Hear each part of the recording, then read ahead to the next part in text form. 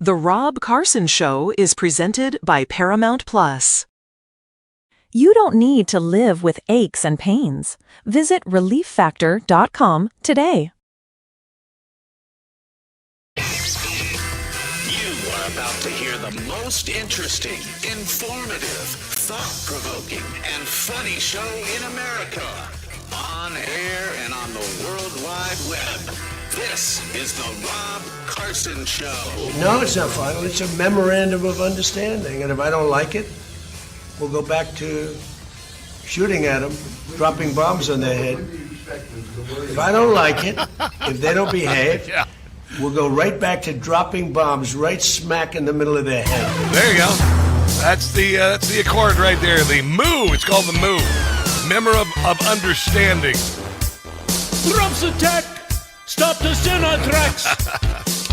The Ayatollah's gone. Understand? We'll kick your ass. Knew in advance we didn't have a chance. The battle lines are drawn. You just blew us up.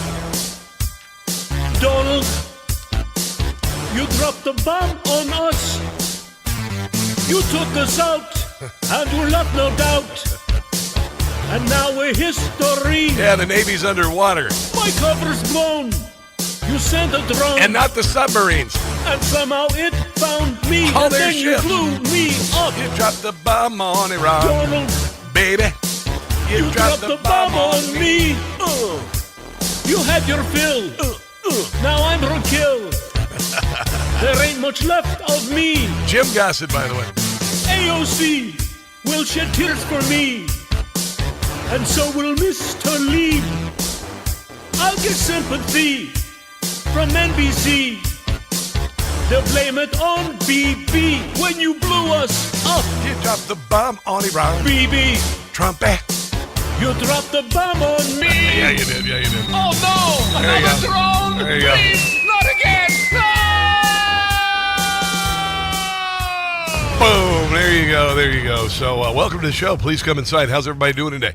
How you doing? It's already Wednesday. Yeah, the Memorandum of Understanding, which is you mess around, you better understand you're going to get your rear end kicked up between your shoulders. So that's it, essentially. And, of course, the Democrat Party, they're B-wording and moaning because they have never ever. I mean, this is the first time that we've had a military action. I mean, it started to happen with, George W. Bush right after 9/11. It took a few months before the Democrats started saying that we had lost. We had lost Harry Reid, remember him, and Dick Turban, as Rush Limbaugh used to call him. It took a few months. It took day one for the Democrats to immediately disparage our military, with Chris Murphy declaring on day one, when we killed the Ayatollah, who's almost like a god figure to the followers of the Ayatollah in Iran, killed him on day one, vaporized his rear end. And then they got together to choose another Ayatollah, and we found out where the meeting was, and we blew the snot out of that because intel showed there was a truckload of goats wearing lingerie headed to a location, and so they knew it was going to be the Ayatollah and his friends having a little party, so we blew the snot out of them. And then we made the second Ayatollah, his gay son, into a cardboard Ayatollah, and then we just bombed the snot out of them. We destroyed 90+% of their missiles, the capabilities. Chris Murphy says, no, they've still got 70%. He's high. The Democrat Party has literally gone into confidential briefings, left the briefings, and lied about what was said there. This is the first time that the Democrat Party has absolutely refuted the military, the Southern Command, all of the people who are presenting the videos and the statistics and whatnot, and have sided with the Iranians and listened to the Iranians. If the Iranians say, oh, no, they have only destroyed 1% of our missiles, then Chris Murphy will immediately say, we've only destroyed 1% of our missiles. That's how bad the Democrat Party is. Just another way that the Democrat Party beyond sucks. I mean, just beyond sucks. And I hope you'll remember that all of you military members, I hope you'll remember that this Democrat Party never had your back at all. and literally prayed to Satan or whatever that you would fail, because Donald Trump is the president. You have a Democrat Party who couldn't even celebrate the thought of a generation of young women growing up in Iran without being beaten to death for showing their hair. Just stuff like that. And then, of course, the Democrat Party also cited and listened to, and even Joe Scarborough, dear God, my God, boy, be careful. FCC rules. Gah! Joe Scarborough said, well, that's not what the Iranian leaders are saying.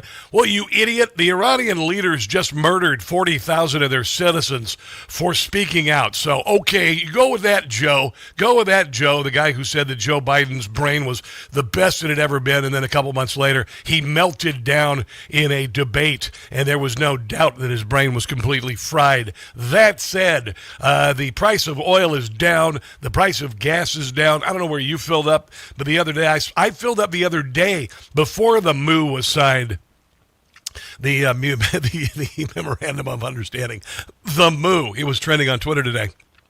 It's nothing to do with the Viewcast. Nothing to do with the Viewcast. All right, the MOU, and the gas had already dropped to $3.61 where I was.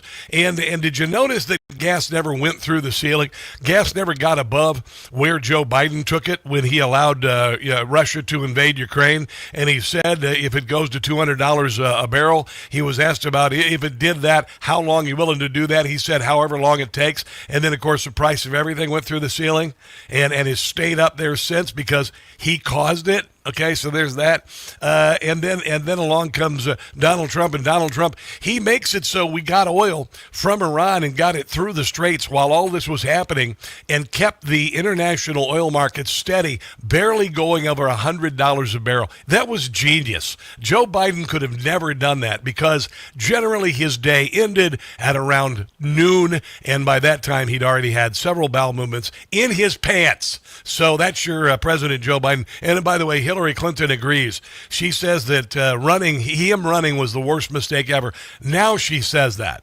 Of course. The Democrat Party are throwing Joe Biden under the bus, as they should. By the way, Jill Biden's new book, I think it's called First Lady, Diary of a Woman Who Dresses Like a Couch. Okay, are you ready for this? The woman whose husband got 81 million votes. Okay, sure, whatever. Sold 20,000 copies. 20,000 copies in a country of, 350 million people? We got 350 million people like that? You'd think she could do a little better than that, but nobody gives a rat's behind about her sorry bleep husband and her, because she's the first ditz of America.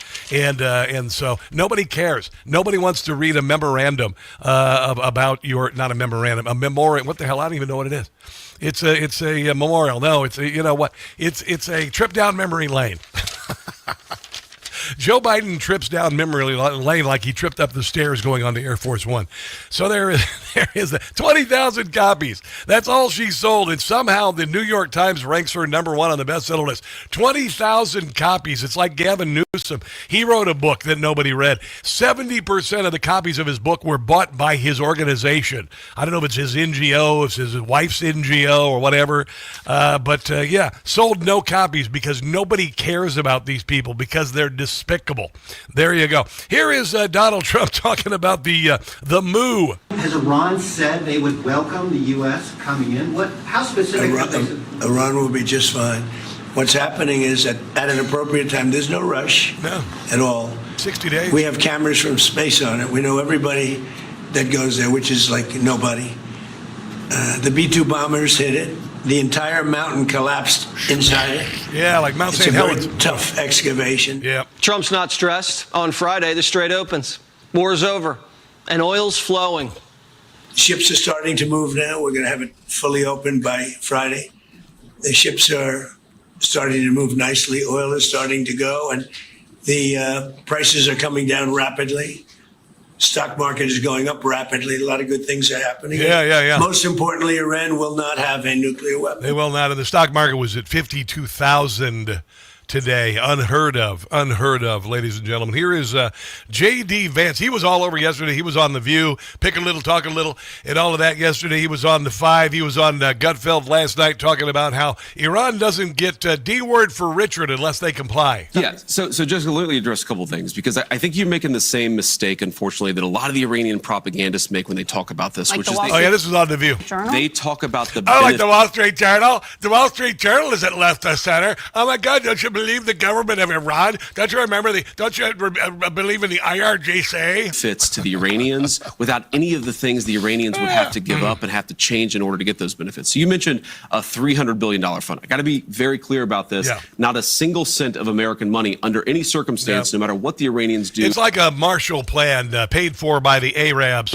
Goes to Iran. Not a single Yeah, I said Arabs. What the hell? of American get money. other money. Well, here's what this says. This says, for example, let's Yes. say that the United Arab Emirates, who have been a great ally, let's say they That's Arab Emirates. want to invest in a power plant in Iran. What this deal provides is that if the Iranians have done everything we require them to Yes. do, Yes. then we will allow the United Arab Emirates to do that, because they can't do that right now without American approval. So we're He got all these other countries involved. That's how he did it. He kept the oil prices low, and they made the foolhardy decision to attack other Arab nations. And so now all of this, you've got the entire Arab nations working to make this work at our behest. fundamentally saying if the Iranians transform how they interact with the world, we will transform how the world economy interacts with Iran. And if you don't, we'll kick your teeth in. But if they don't do any of that stuff, they don't get any of these benefits. No. And to Jesse's point, if they don't do any of these things, we don't give them anything. They don't receive anything. Their nuclear program is still destroyed. Bye. Their military is still destroyed. Yeah. Their missile program and industrial base is still destroyed. We fundamentally have transformed the Middle East. Whether they comply or not, this is just icing on the cake, assuming they do all the right things. Oh, and that is a yummy, yummy cake, isn't it? On the way, a little bit more on this. We've got a host of guests. Greta Van Susteren is going to join us on the show today to talk about world events, and also she got a new podcast. We got Hillary Fordwich on to talk about Great Britain. A lot of Brits coming over here and realizing that their country sucks and ours is absolutely awesome. That's why we left there like 250 years ago, or actually more. But anyway.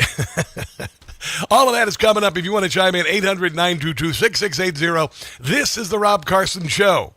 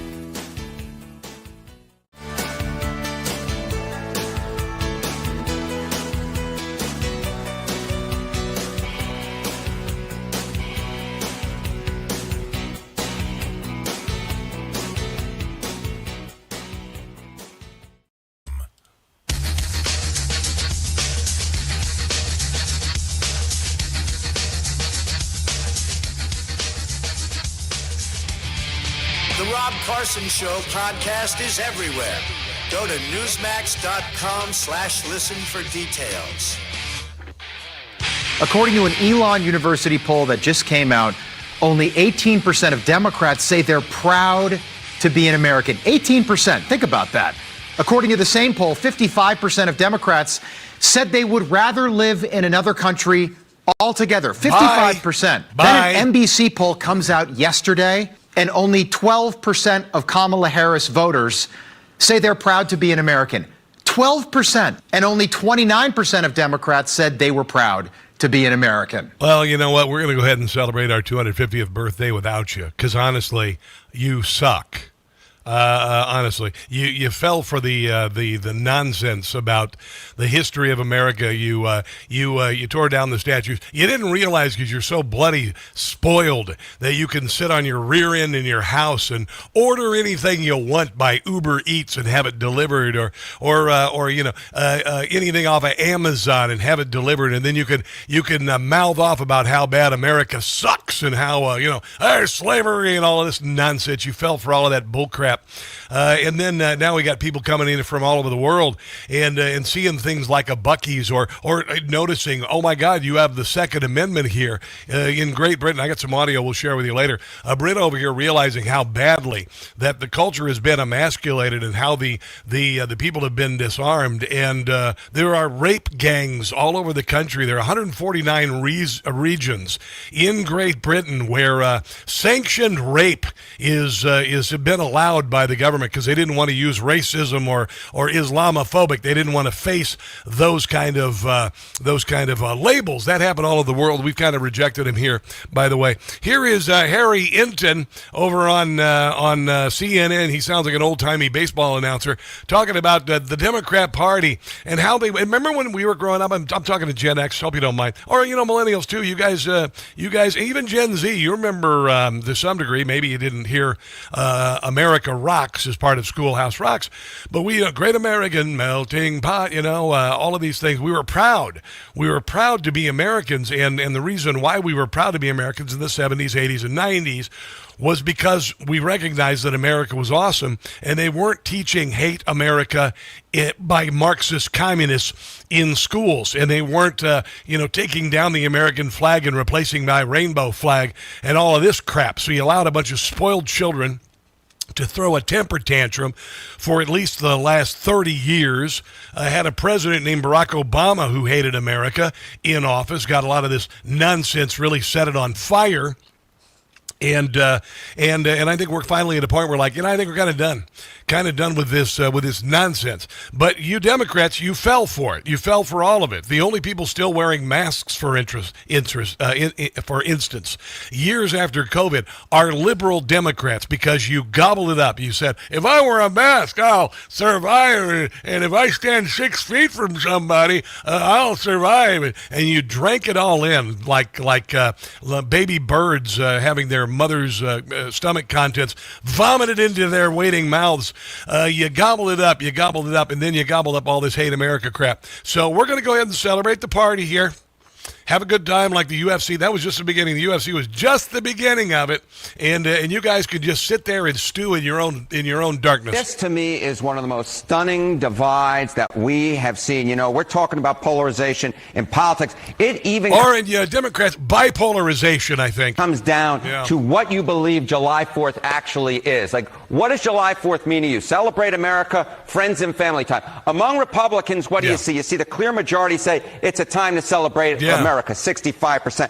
Among Democrats, however, the plurality disagree. Look at that. What do you see? Friends and family time at 42% versus just 24% who say that what it means most to them is to celebrate America. So even on the basic question of what July 4th means to you, we have Republicans on one end saying celebrate America, more of them say that, and Democrats on the other end saying that it means more to them to have time with friends and family. Yeah, it's because you got your rear ends kicked in the last election.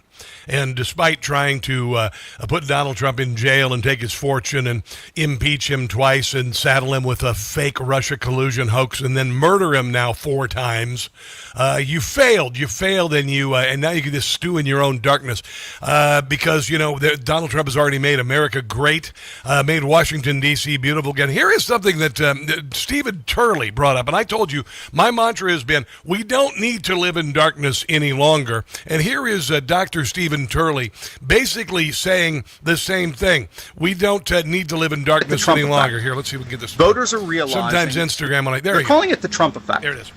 Voters are realizing that things don't have to be this way. No. That the left has done something that they don't have to live with. No. And they're tired of the rampant crime. They're tired of the rampant inflation. Yeah.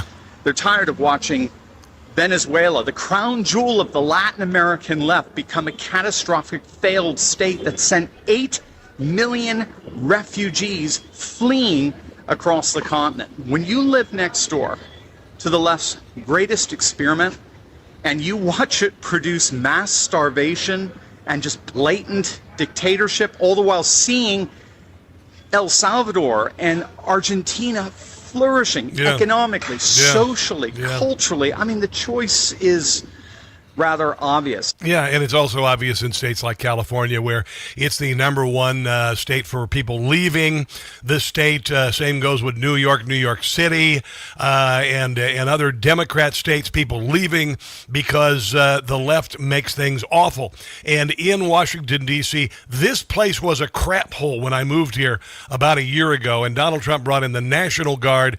All of the fountains are flowing. They were latrines for the homeless. Union Station was a Charlie Foxtrot when I moved here. Nobody went there. You just got dropped off and got on the train. There was a stupid tent of a bunch of Trump haters out in front of it for years. There was a homeless encampment across with people walking around with needles in their arms and graffiti and no water in the fountain, and now it's glorious. We don't have to live in darkness anymore. The only people who want to continue that darkness are members of the Democrat Party, and those are mostly in leadership. That's why so many people are also leaving the Democrat Party en masse. There you go. Again, 250th anniversary of the United States of America, and the UFC fight was just the beginning. It's only going to get bigger and better. Sorry, if you don't want to come to the party, stay home. Greta Van Susteren joins us next. Don't go anywhere.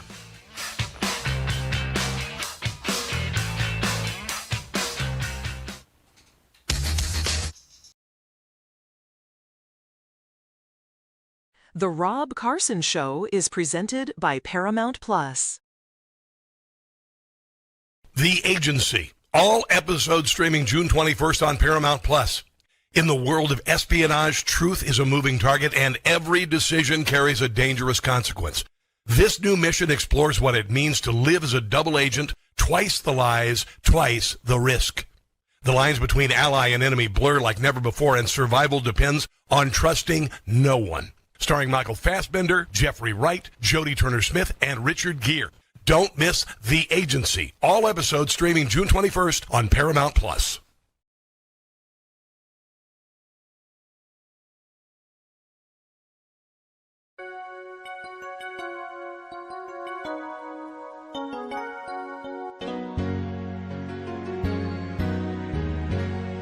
Two girls that Swalwell groped before.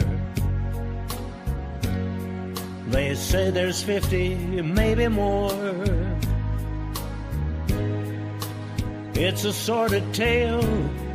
Eric should be in jail for all the girls he groped before. It finally forced his resignation. He left the Congress in disgrace. And now we have an explanation why female staffers carried mace. To all the girls that he attacked, and to the women who fought back, Swalwell needs to pay.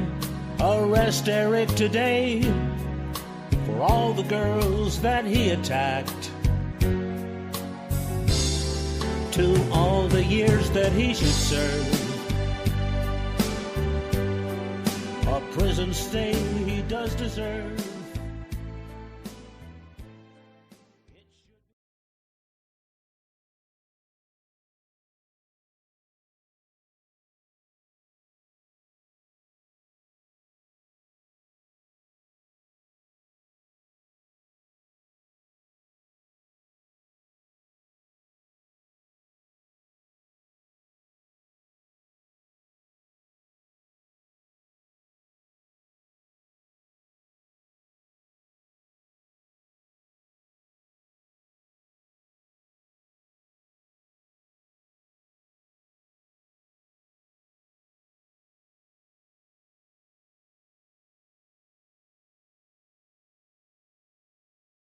For 250 years, Americans have believed in one powerful idea, that we were meant to live free.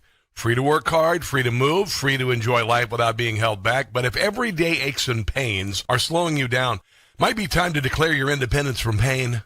I take Relief Factor. There's a reason why at my age I'm able to crush it at the gym and ride 30 miles on a mountain bike on Saturday mornings. Relief Factor. It's 100% drug-free, research-based formula designed to help your body fight inflammation, one of the root causes of pain. It's not a quick fix or a temporary mask. It works from inside out at the source. Relief Factor was created so people could get back to living life on their terms, walking, working, exercising, enjoying the moments that matter. This year, as we celebrate 250 years of American independence, take a stand for your own freedom. To commemorate, they're offering a special patriotic price, just $17.76. Yeah, your $17.76 3-week quick start is ready for you. Visit ReliefFactor.com or call 800-4-RELIEF. ReliefFactor.com or 800-4-RELIEF.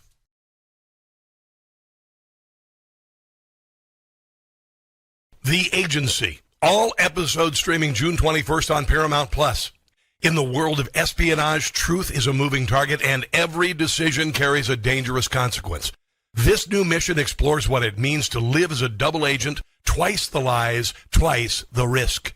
The lines between ally and enemy blur like never before, and survival depends on trusting no one. Starring Michael Fassbender, Jeffrey Wright, Jodie Turner-Smith, and Richard Gere.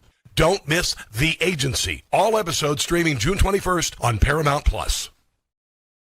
Now back to the Rob Carson Show, presented by Paramount+. Greta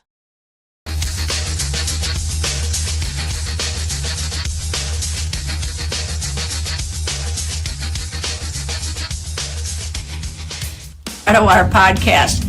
I spoke to Vanilla Ice, and he is something else. That's all I could say.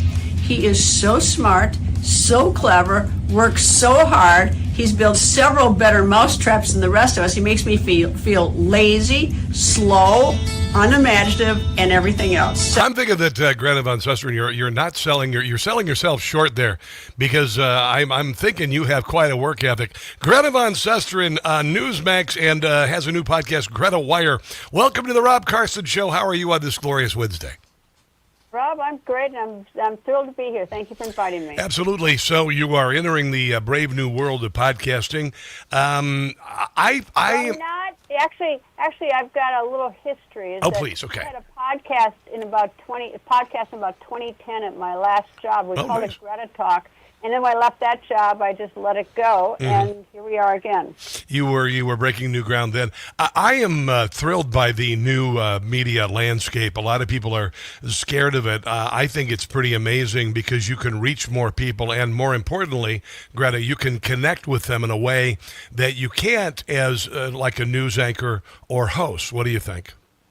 Oh, that's absolutely 100% true, because in a television show, first of all, oftentimes, the person realizes it's on TV and sometimes gets a little nervous. Politicians will give you sound bites, but you also have time constraints. You got to get to that commercial break, so you can't develop it. When I used to put witnesses on the witness stand, you'd dodge them all the time, and you'd move around, and you keep moving like on a basketball court, so then you zero in on the question you want asked. Yeah, and I'm my kids are Gen Zers, and they suffered through COVID. They were separated from one another. My son's college career, my daughter's high school career kind of ruined that way socially.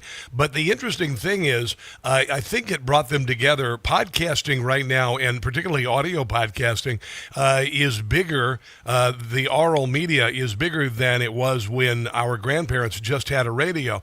And I think that Gen Z likes it because of the human connection. Yeah, I agree. Although I sort of feel like ground zero for COVID because I cut so many classes in high school that I was never there. So I sort of feel like I went through COVID way ahead of everybody because I didn't have much connection with anybody at school. Yeah. But I mean, having said that, it's like you can. It's the big thing is it's on demand too. You can watch it when you want. I remember when I was a kid, you wanted to watch something on TV, we'd all sit around waiting for the Wizard of Oz. We'd know months in advance what Saturday night it's going to play, and then we all got ready for it. Now you can just do it when you want. You can watch it when you want to watch it. Yeah, it is interesting. And remember the ABC movie of the week? Do you remember appointment television watching? Whether one night it might be All in the Family, then it became other programs, all the way up to American Idol. That was appointment television watching. Do you feel like I mean, obviously we have you have a slot in the Newsmax lineup. We all do. So people do appointment watch news programming. Do you feel like appointment viewing is becoming a much smaller niche? Well, I think it is, except for one thing. It's like news is like sports. Yes. You've got to watch it live. You can't watch it later. And so to the extent that people want to be on the cutting edge of what's going on, they will flip on the news and watch the news. But it is much different today than it was when I started in the business 30 years ago. But people still want to be the first to know. Although they are getting, the problem is they're getting their alerts on their telephones. Their phones are vibrating with alerts, so they are getting it. But if they want a little bit more, chances are we can reach a little bit further, faster on television. But the big thing is the liability. I mean, every time my husband says something to me about something that he heard or something, I said, where'd you get that? And so I want to know who he heard it from, because what we are going to eventually have, it's going to boil down to is who has credibility, who hasn't, who hasn't lied to you before, or who hasn't been dumb with the facts or something. So I think credibility will be the huge value in any news person. Yeah, and if you see people like, say, for instance, Joy Reid, I wouldn't really consider here a journalist per se. You've got Jim Acosta. There are people, Don Lemon, who've been relieved of their duties at the networks. Do you suppose? Can I give you a little gossip about both of them? Please. First, I'll give you a Joy Reid. Yes. I was told I was at MSNBC for 6 months before I got fired. Yes. But by the way, my ratings were up 94%. They just didn't like me in less than 6 months. Yeah. But Joy Reid was supposedly passing a petition around to get rid of me. Wow. And she was lobbying behind. She wanted my job. Anyway, so that's first. Now I'll tell you Don Lemon. Back in about, I don't know when it was that Michael Jackson died, but we all went out to California, and I was at the time at Fox. He was at CNN, and he was a reporter. I didn't know who he was because it was just early on in his career. And we were all sitting in Howard Weitzman's office, who was the lawyer for Michael Jackson's estate, and we all had a slot in time when we could interview him. And then once I got the interview, and it was on a VHS tape in the camera the old ways, I had to get it across town to the Fox Bureau and get it on the air by 10 Eastern or 7 Eastern or whatever it was at the time. Yes. Anyway, everyone was talking too long, so I was sitting there and I had smoke coming out of my ears because I didn't think I'd get my time slot. I'd missed my show. I didn't have this done. We had teased it. I mean, there are 1,000 reasons I was in so much trouble. And this guy comes up to me, introduced himself as Don Lemon. I'm so agitated about the problem I have that I'm just mildly polite. I'm polite, and he said something nice to me. I said, "Thanks a lot. That's nice."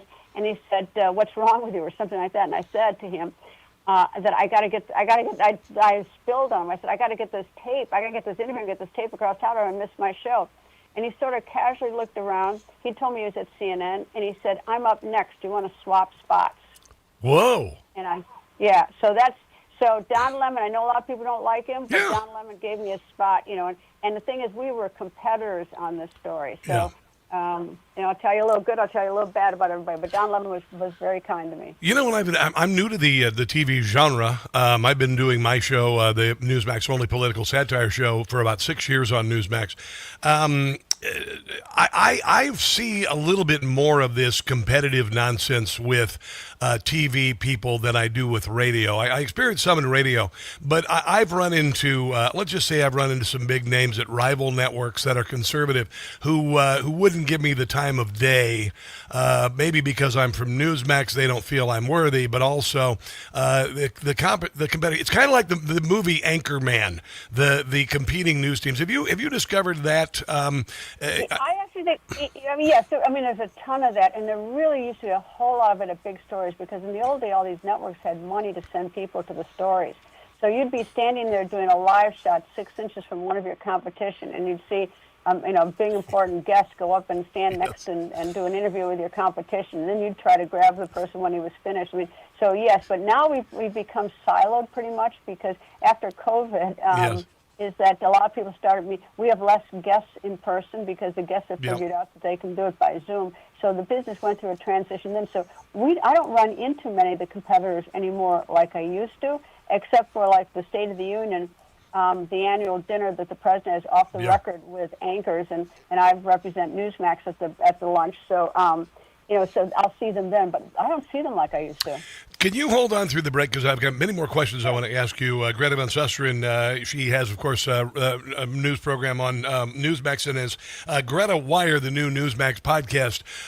We'll take a break and come back. More with Greta Van Susteren on The Rob Carson Show in a moment.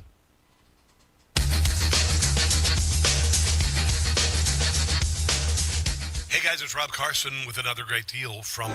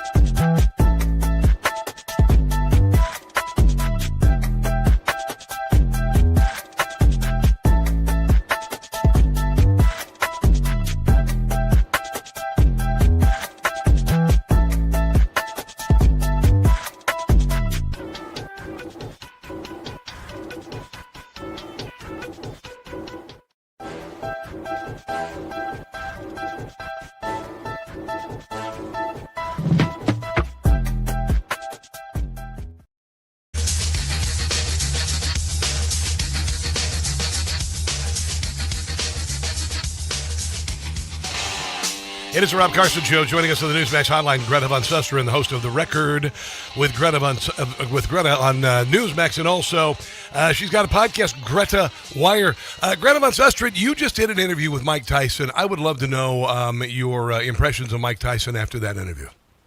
I love Mike Tyson. I've known him for years. I've interviewed him for years.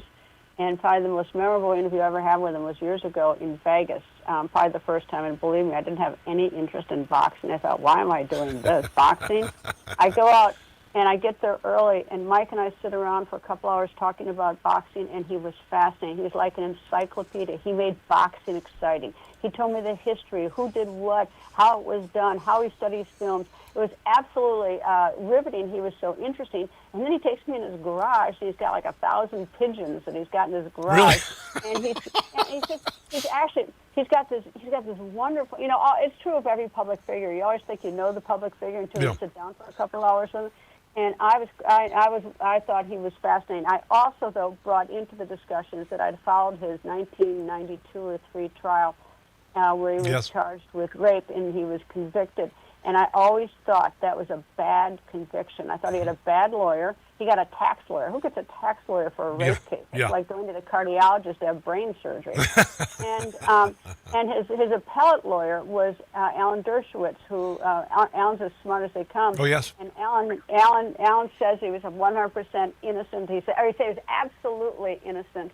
Absolutely not guilty. I forgot what term he said, but anyway, I always thought that Tyson's trial was a bad trial. Now, I don't know what he did the rest of his conduct, but I'll tell you one thing, that trial was a bad trial. Yeah. You know, you think of him as a brute. You know, he's a boxer, but generally some of the most interesting people, some of those brilliant people have been boxers. I still marvel at some of the interviews and the oration by Muhammad Ali. I mean, just brilliant. Brilliant. He, in his later years when he couldn't talk, I was at some book party or something, Larry King, because I'd known Larry for years from my years working at CNN. And he came across the room. He could barely talk, and Muhammad Ali gave me a kiss on the cheek. Oh, I don't know my how gosh. you saved that one, but I tried to save it. I don't know how you did that one.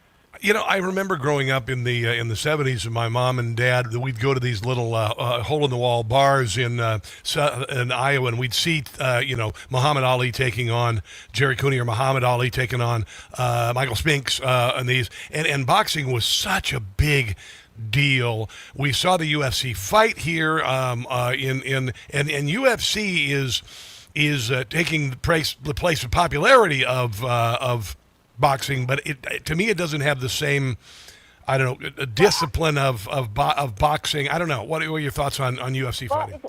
You know, I remember as a little girl, and I might have the story a little bit wrong, but my mother, who seemed like the least likely to like boxing, with this crackly old AM radio that we had, listening to a boxing match, and I think the boxing match was Sonny Liston versus Cassius Clay. Oh my gosh! It became Muhammad Ali, but I remember that playing in the kitchen. Who do you like to interview the most? Politicians, I would assume, might get a little tiresome. A lot of people, when you do interviews, they want to push books or movies. Who do you enjoy talking to the most?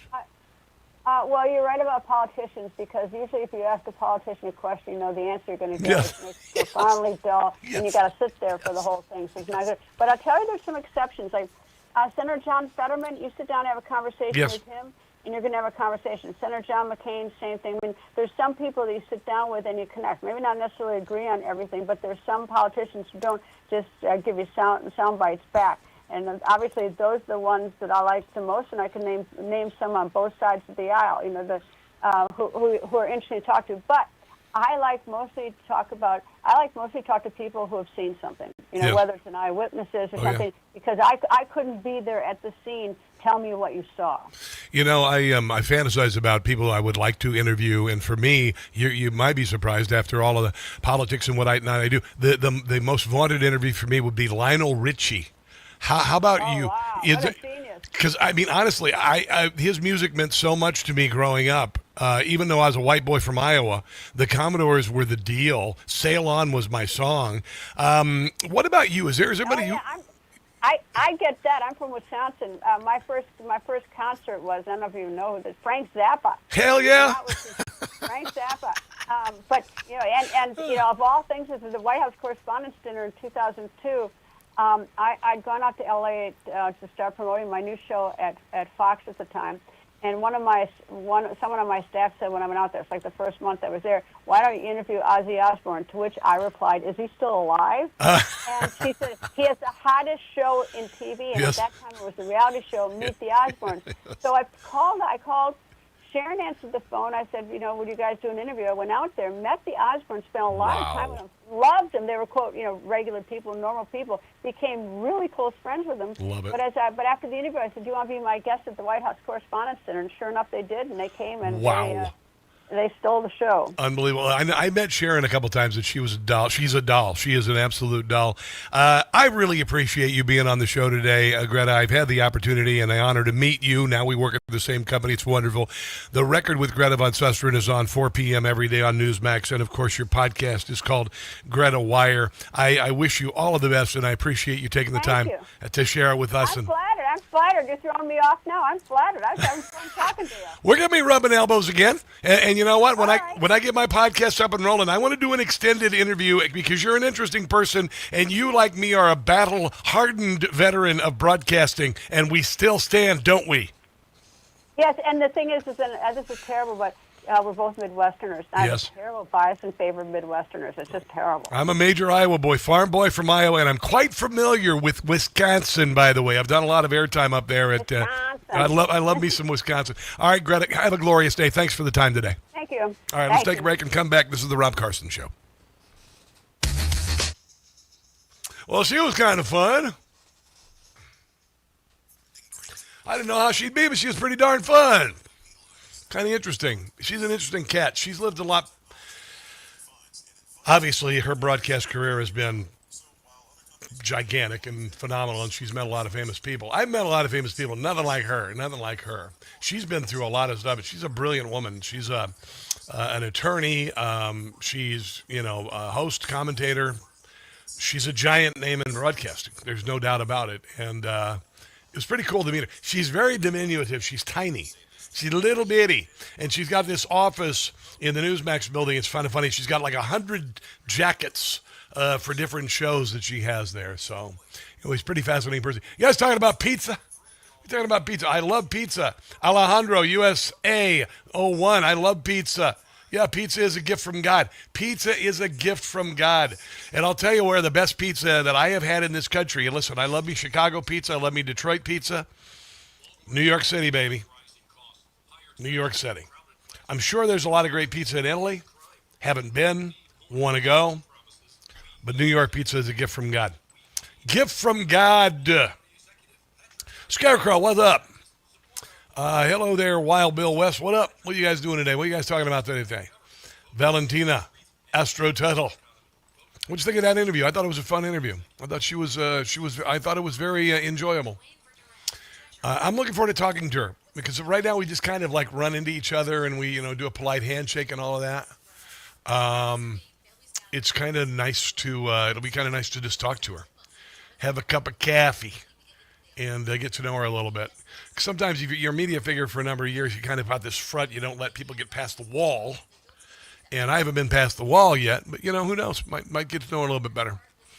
I thought that was really interesting about boxing and about Tyson. That was the best thing I liked. Here we go.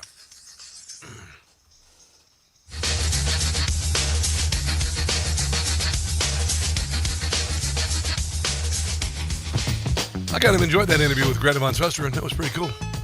She's had an amazing career. I mean, an amazing career. She's a giant in cable news broadcasting. She's been on Fox. She's been in the courtroom. Very fascinating individual. I enjoyed hearing her thoughts on Mike Tyson and Muhammad Ali. The stories are amazing. She's got some amazing war stories, man. She's been in this business a long time, so have I. And we do have war stories. We do have war stories. Man, oh man, do we have War stories. Speaking of military conflict, it looks like the Memorandum of Understanding is going to be signed, I guess, Friday.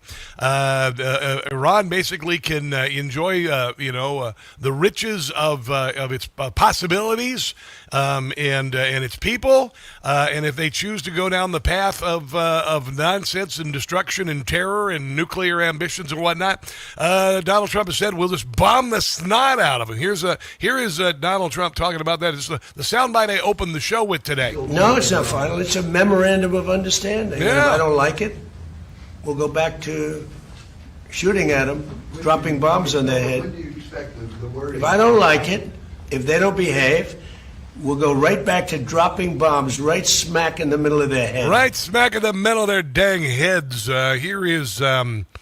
what do I want to play? KT McFarland. I love me some KT McFarland talking about the deal. Trying to do. Obviously, Iran has no nuclear weapons. And even if Iran says, well, we're not going to go along with that, we're not going to allow you to inspect anything. Look, they don't have any nuclear weapons. We bombed them. And if they try to rebuild them, we'll bomb them again. Yep. And as far as Iran's economy, it's in tatters. Their military doesn't exist anymore. So have we done what we needed to do? Yeah, Iran's going to take a generation to rebuild. They are. But to me, the most important part of all of it is what President Trump We didn't send them pallets of cash and billions of dollars and just kind of take their word for it. said just a few minutes ago, where he said, gee, I'd like all those countries to join the Abraham Accords. This is the difference between President Trump and President Obama's deal. With President Obama, it was just United States and Iran. But with President Trump, he's bringing all of those Gulf Arab countries in on it. Yes. He's got buy-in from Saudi Arabia, from Qatar, from the UAE, from all of those major countries. And without their buy-in, the agreement could never stand, certainly could never be enforced. And now that he's got the buy-in from them, it's... Yeah, we already got that. But anyway, yeah, fascinating. Chris Ruddy just wrote a piece on Newsmax. I just saw it up on Facebook, I believe. And he says, say no to the $300 million. I'm not convinced that they should get the money. I'm just going to say I'm not convinced they should get the money because they have done nothing to prove that they can be trusted with the money. I trust this president. I know he makes great decisions. I know that he's put a good deal of thought and he's been very tempered and measured in how we have treated this conflict. But for them to get any money, I need to see that they're going to free the Iranian people, and Iran will become effectively a democracy and no longer a theocracy. Otherwise, no friggin' money for you. That's what I have to say about it. It looks like Chris Ruddy agrees with me as well. There you go. Oh, my gosh, we got so much coming up. We got the big San Francisco Pride Night and the players putting Bible verses on their hats and all that. What's the bobblehead for Pride Night? I don't even want to know what the head's made of. Anyway, got that coming up. Gavin Newsom is in so much hot water. I love it. That's coming up. Don't go anywhere.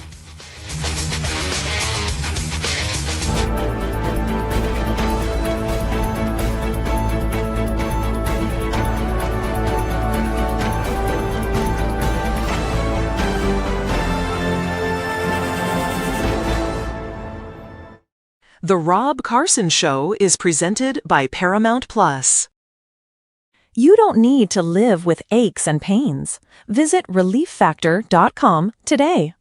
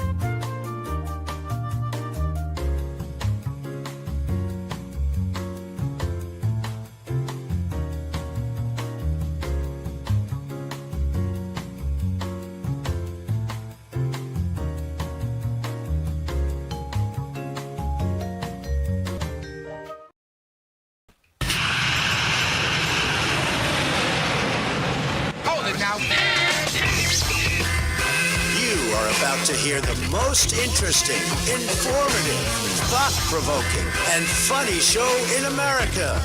On air and on the World Wide Web.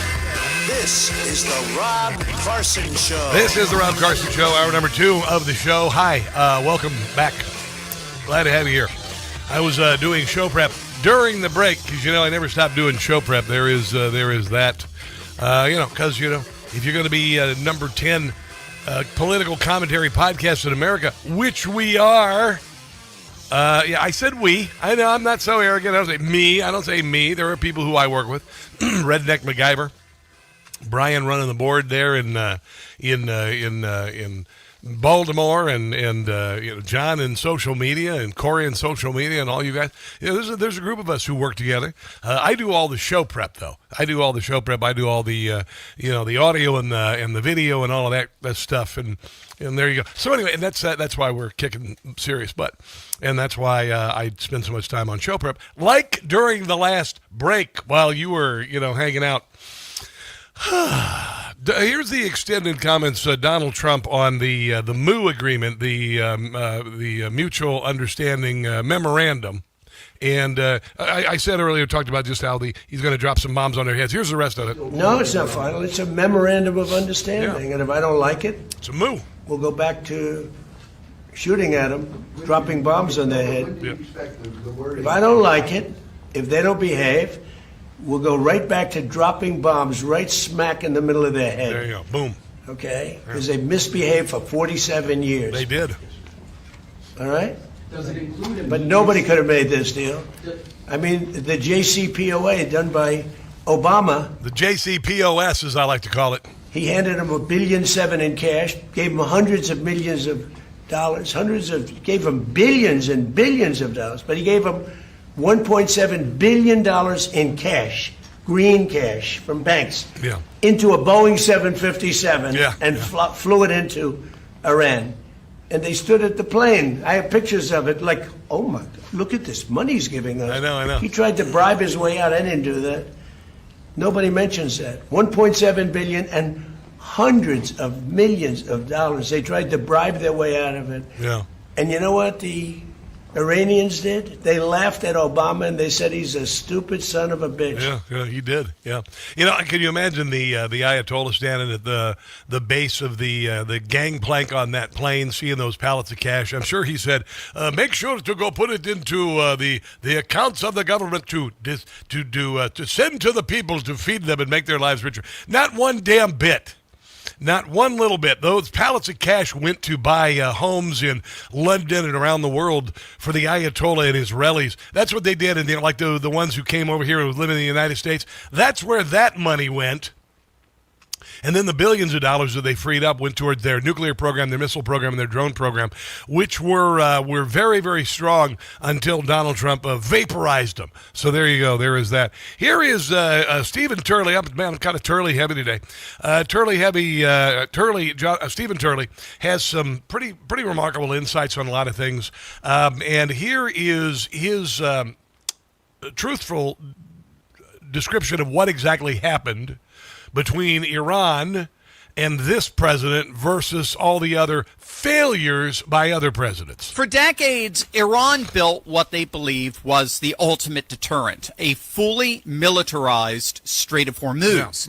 20% of the world's oil exports pass daily through coastal missile batteries, underground tunnel networks packed with drones and anti-ship missiles, fast attack boat swarms, radar networks, covering every inch of that narrow 20-mile channel. And we blew the snot out of him in like a week or two. The entire military architecture of Iran's Revolutionary Guard, the IRGC, was constructed around one single strategic premise: make the Strait of Hormuz so dangerous, so terrifying, so expensive to challenge that no American president would ever dare push Tehran to the wall. And for 47 years, it worked. Yeah.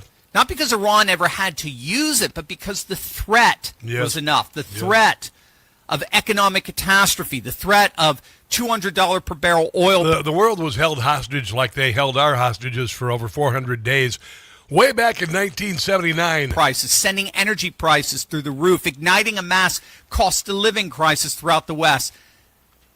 But Iran made one catastrophic miscalculation. Trump. They assumed Donald Trump would blink in the face of that cataclysmic scenario. Yeah. He didn't. No, he didn't. No. When Iran closed the Strait of Hormuz, they thought they were locking the door on 20% of the world's energy supply. And here's the brilliance. And this even took me by surprise. Blockading Iran. 20% of global daily oil flows through the channel. Europe, Asia, the Gulf states, all hostage to that narrow choke point. Iran believed that move was their checkmate. Nope. What they never imagined, what they never conceived, was that checkmate would actually turn into the single most fatal move Iran could make. As it turns out, Trump was actually waiting for Iran to make that move. Yes. Because then U.S. forces could lock Iran in their vice grip. And he did.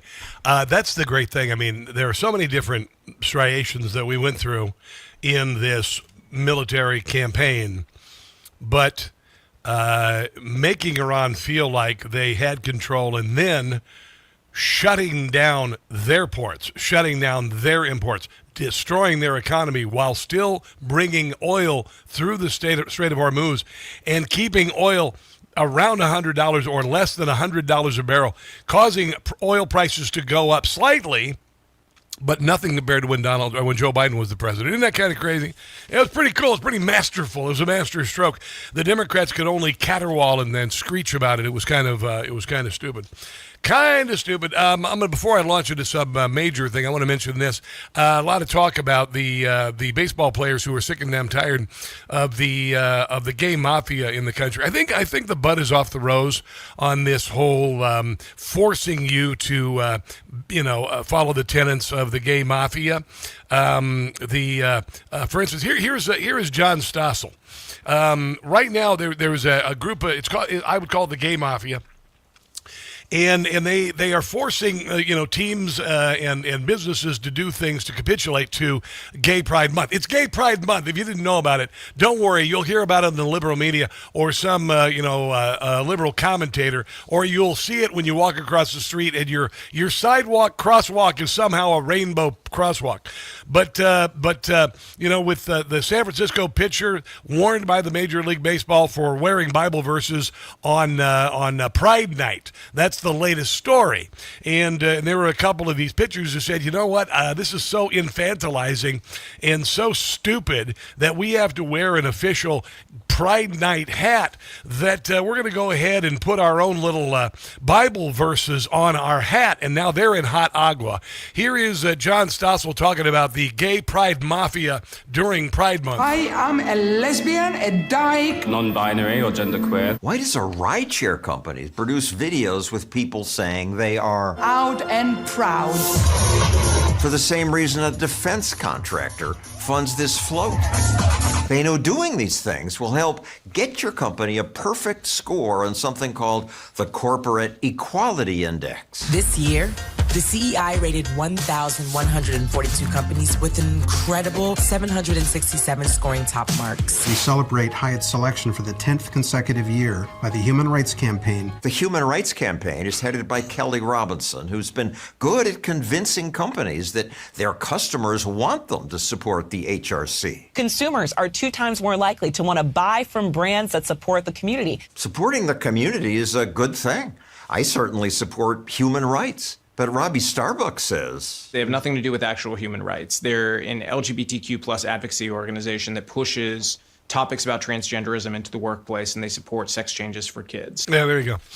It is the LGBTQIA plus, which, by the way, one day we're going to wake up from this and just, I mean, I laugh at it now because it's just stupid.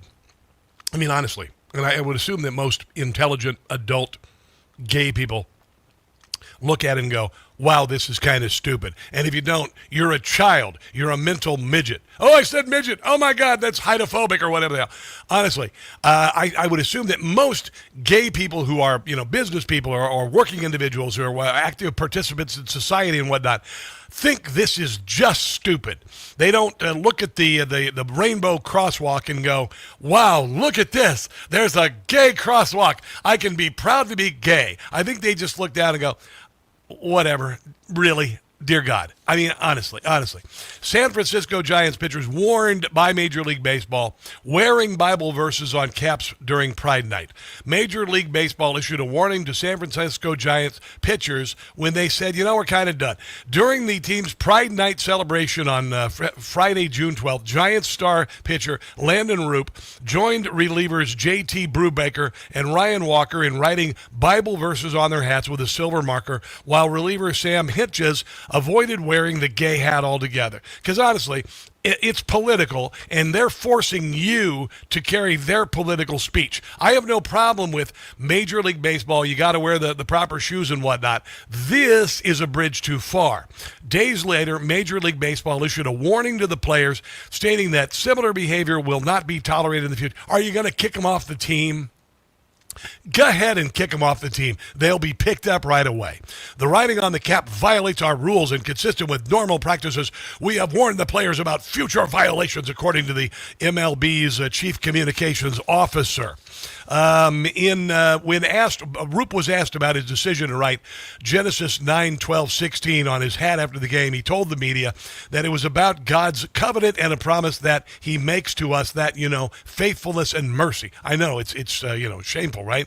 Because was it baseball that did the satanic transgendered nuns last year or a couple of years ago when Joe Biden was president?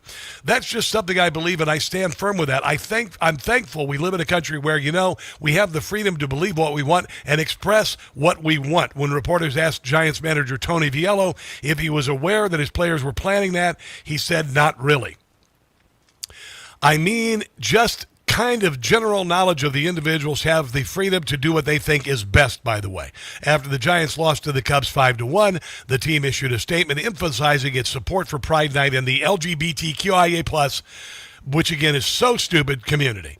Baseball should be a place where everyone feels welcome, unless you're a Christian and, you don't agree with the lifestyle, where men in parades wear chaps and are leading each other around on dog collars. That's what happens in San Francisco. I wouldn't be so proud of it.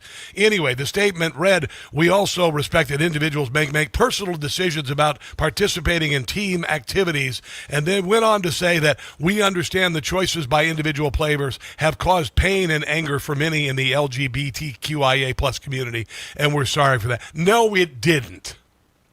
It didn't hurt anybody. It's a joke. And I think the butt is off the rose on forcing people to obey during Pride Night when, A, they don't want to participate, they don't have anything against gay people, but they don't like things forced down their throats. Let's take a break and come back. This is The Rob Carson Show.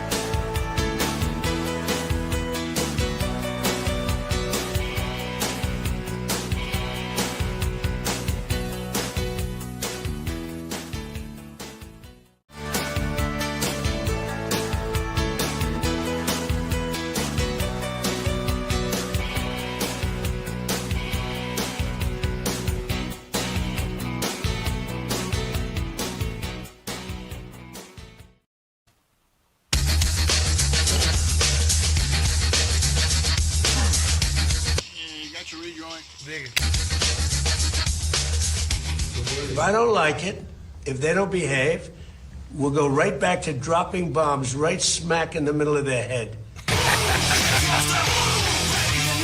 Yeah, baby. I was kind of thinking about the Pride Night. I think it is Pride Month, in case you didn't know. You'll be told about it by somebody today. But, the San Francisco pitchers. How about the catchers? Were the catchers doing this? Do you suppose? The pitchers were not down with it, but the catchers were cool with it. I have no idea. The pitchers, the catchers, who knows?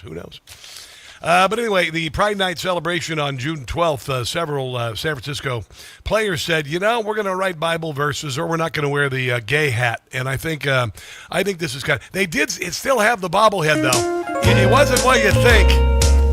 It wasn't what you think. It wasn't really a person, actually. Baseball has gone woke, turned into a big joke. What they've done, it really is a sin. Half-price hot dogs. Bible verses want a ban, makes it hard to be a fan, and I might never watch another game again. They've ruined baseball. It once was a diversion, ruined baseball. Now it's pure perversion, with pride events and he's dressed up as she's. Soon the games will not be drawing fleas when they ignore fans and do as they please. It's just pandering, and it's kind of gross. Major League Baseball, Christians they've offended talking baseball. Will players be suspended for wearing Bible verses in the game? What they've done, it is a crying shame. Rob Manfred, he should get the blame. They're going to do non-binary night. Nobody cares who wins. I don't know. Baseball. What the hell? It's just kind of stupid. Wokeness is so lame. It is just, honestly, it's become too much, and the gay mafia has become bullies, and I think the bud is off the rose on this. By the way, buy some gold. You get some silver in your pocket from Birch Gold right now. It's kind of cool. Do what I did and look at an old IRA or 401k, maybe a 401k from a previous employer that's underperforming, and maybe consider buying some gold with it. That's what I did. And it's been beautiful, by the way. Gold 10 years ago was $1,200 an ounce. It's $4,500 now. It went up to $5,600 earlier this year. It's tempting you. It's saying, come buy me. Come invest in me. Anyway, right now you can take advantage of free American Silver 250 1-ounce round commemorative, collectible, by the way. And for every $10,000 you invest in gold, you're not buying gold, you're investing in gold, you'll get one of those rounds. They're pretty cool. So all you got to do is text Rob to 989898 to take advantage of the free America 250 Silver with a qualifying purchase before July 10th. Again, text Rob to 989898. Today. It looks like Gavin Newsom and his wife are in some serious trouble. They have these things called behest contracts, and I thought Rob Schmidt did a brilliant job on Newsmax taking down Gavin Newsom and his wife. Newsom and her husband is intended perhaps to send a message to him as a rival, but it certainly sends a message to any other dissenters, any other potential rivals, that this is what is waiting for you. You go against Donald Trump. Yeah, that's bullcrap. This is what you can expect. It's basically a badge of honor for Gavin Newsom, and it's an in-kind donation to his 2028 presidential campaign. I think that Trump is going after him because he sees him as a threat, and it's only going to help him with voters. It's not going to actually at all. Here's Rob Schmidt. Here's some reporting from their favorite newspaper, New York Times. Yes. For years, critics have raised the possibility of self-dealing, but no public evidence of wrongdoing by any of the entities tied to Miss Cybele Newsom has surfaced. That's his wife. And it remains unclear what precise issues and actions investigators have been asking questions about. But the Times points out Mr. Newsom has reported soliciting $4.3 million in donations to his wife's foundation, the California Partners Project, since the year 2020. Oh, yeah, and it gets better. It gets much, much better. Listen to how fraudulent her charities sound. This particular nonprofit cites its mission as equal pay, women on boards, and the well-being of kids. Wow. Which is oddly broad and unspecific in its goals. And that's the point. It's a sham. Sounds like the Human Fund from Seinfeld, right? Yes. The stanza. Yes. Money for people. Yes. That's exactly the same thing. It's a slush fund for her personal life, as most BS nonprofits tend to be. Here's Gavin's wife explaining her passion for all of this. Listen to this. In her insufferable way. My work has always been centered on women and centering women, telling their stories, uplifting them, creating economic access and opportunities for them.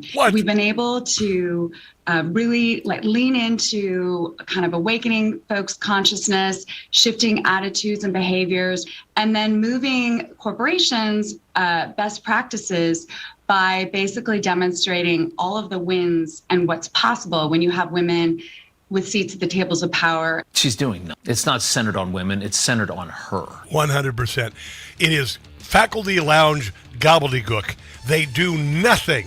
They do nothing but enrich themselves. That's how they're able to afford an $8 million mansion on a government salary. Oh, Rob Schmidt's got more. He just did a brilliant takedown. We will share that on the other side of the break. Also, Hillary Fordwich from Great Britain. She lives here now. Going to talk about soccer and other stuff. Don't go anywhere.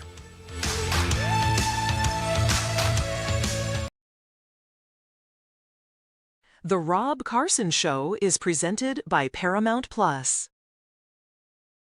The Agency. All episodes streaming June 21st on Paramount Plus. In the world of espionage, truth is a moving target, and every decision carries a dangerous consequence. This new mission explores what it means to live as a double agent, twice the lies, twice the risk. The lines between ally and enemy blur like never before, and survival depends on trusting no one. Starring Michael Fassbender, Jeffrey Wright, Jodie Turner-Smith, and Richard Gere. Don't miss The Agency. All episodes streaming June 21st on Paramount Plus.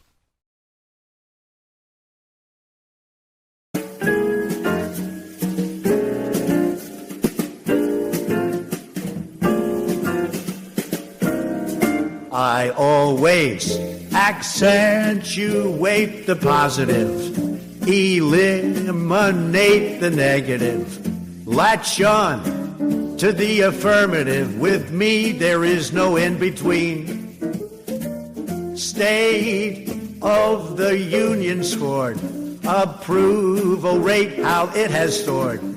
Democrats cannot afford to take me for granted anymore. Inflation's low, employment's high. The Dow Jones, it is headed for the sky. Borders secure, illegals aren't jetting in. That's why I accentuate the positive, eliminate the negative, latch on to the affirmative. With me, there is no in between.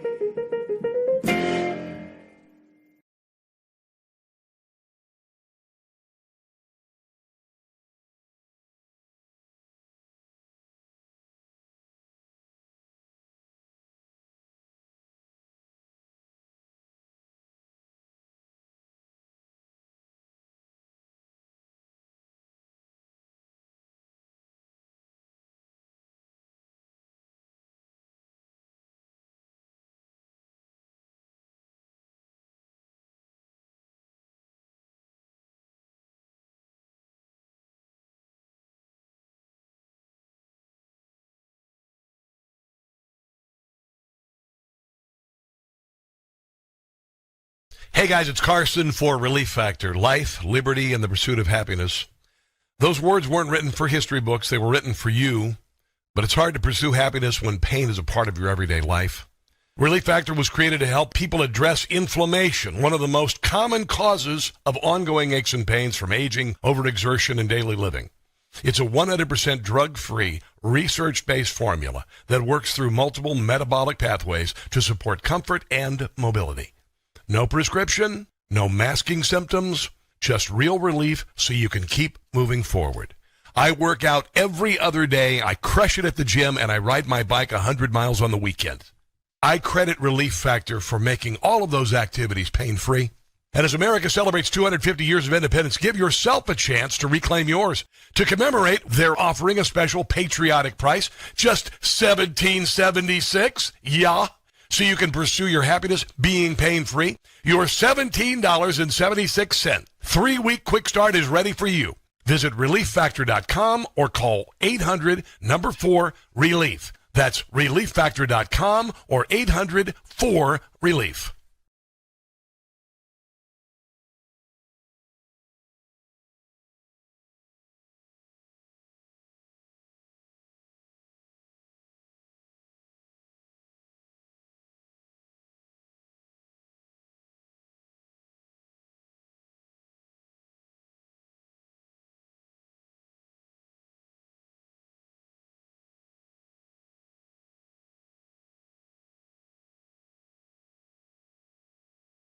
The Agency. All episodes streaming June 21st on Paramount+.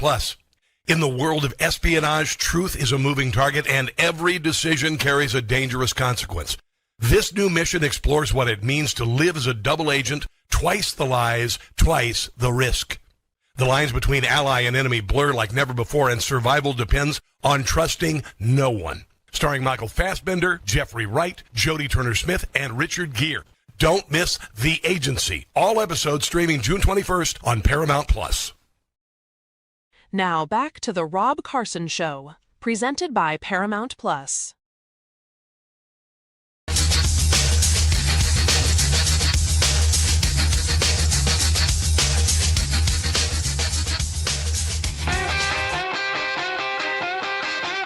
of the things that's become extremely apparent to me after spending a few days here with a group of Americans and other nationalities is how much of a English people are in general when it comes to arms, guns, and basically protecting their nation. We've been totally pacified in the UK, and through removal of our arms, our right to bear arms, it's caused a big problem for us. And now our government is basically turning into this absolutely tyrannical, feminine leadership that is gradually eroding all of our rights. And there's really not much we can do about it. You know, that's an interesting perspective. We've been focusing on a lot of people coming in for the World Cup, the FIFA World Cup, and celebrating the food, the freedom, the expanse of the United States of America, the glory that is the United States of America that many Americans don't recognize because they've been brainwashed. That was the first one from a Brit who talked about how the British men have been feminized, how the culture has been feminized, and how the Second Amendment doesn't exist. The culture has been disarmed and consequently has really been declining greatly. Someone who certainly has a much better perspective on all of these things, who just happens to be an American citizen and a British expat, is Hillary Fordwich, who joins us on the Newsmax hotline. Hillary, how are you today? Good afternoon. Thank you for having me, Rob. Much appreciated. Absolutely. What'd you think about that? I've not heard a Brit coming over here talking about the Second Amendment and recognizing how powerful it is. I have a feeling that the World Cup being here and people having to go back to their countries and endure some of the nonsense like the Brits have could have a real cultural impact on maybe turning them around a little. What do you think? I think you're absolutely correct, Rob. And actually, I would say that the World Cup this year being here, it's rather like unintended consequences. Don't forget that when FIFA agreed for the World Cup to be here, they did not know that we would have Donald Trump, President Trump. Yes, so it's rather like egg on their face. It's all rather backfired. What they were probably hoping to do, and all of the globalists, was to globalize I'm sorry to all Americans, but it's real football. It's played with your feet. American football should be called handball because it's with your hands. By the way, for your audience, I've got a two-way thing here. I heard an American friend describe soccer, football, like this. He said it's like an ugly single guy going to a bar, not much scoring all night. Ha, ha, ha. But then conversely, you know what the English, and for your audience, you know what the English refer to American football as? What? Rugby for sissies. Oh, come on. Really? Because of all the padding. Well, yeah, but you know what? These people are gladiators. I understand where they're coming. And listen, rugby is a brutal sport. It is a brutal. When you Lord. watch rugby, you understand why American football is rugby for sissies. But now getting back very seriously to your point. Yes. It is. But getting back to your point very seriously now for our audience, I'm hoping, I wish more Americans, every single night, every American should be forced to listen to the rest of the world talking about how great our nation is, because I wish more Americans would appreciate what a great nation we have. And I wish, and somebody once said to me, Hillary, you should run for office just on this platform. Mm-hmm. I wish we had a national policy which is either, as Reagan said, don't bring me problems, bring me a solution. I'm not saying this is the United States is a perfect country. We are far from perfect, but we're the best there is. Yes. And if you don't like something here, like Reagan said, bring us a solution. Or, now this is my platform, it's called the Switch Out platform. Do you know what the Switch Out platform is? The Switch Out platform is, you don't love this nation, we will give you $1,000 cash, and we will pay for your airfare to the nation of your choice, and you go. Yes. And we will switch you out for somebody, not illegal, someone legal. Do you know how many people I know in England who would love to live here? They can't come because obviously they can't cross the border and swim across. They can't swim across the Atlantic and do what people did across our southern border.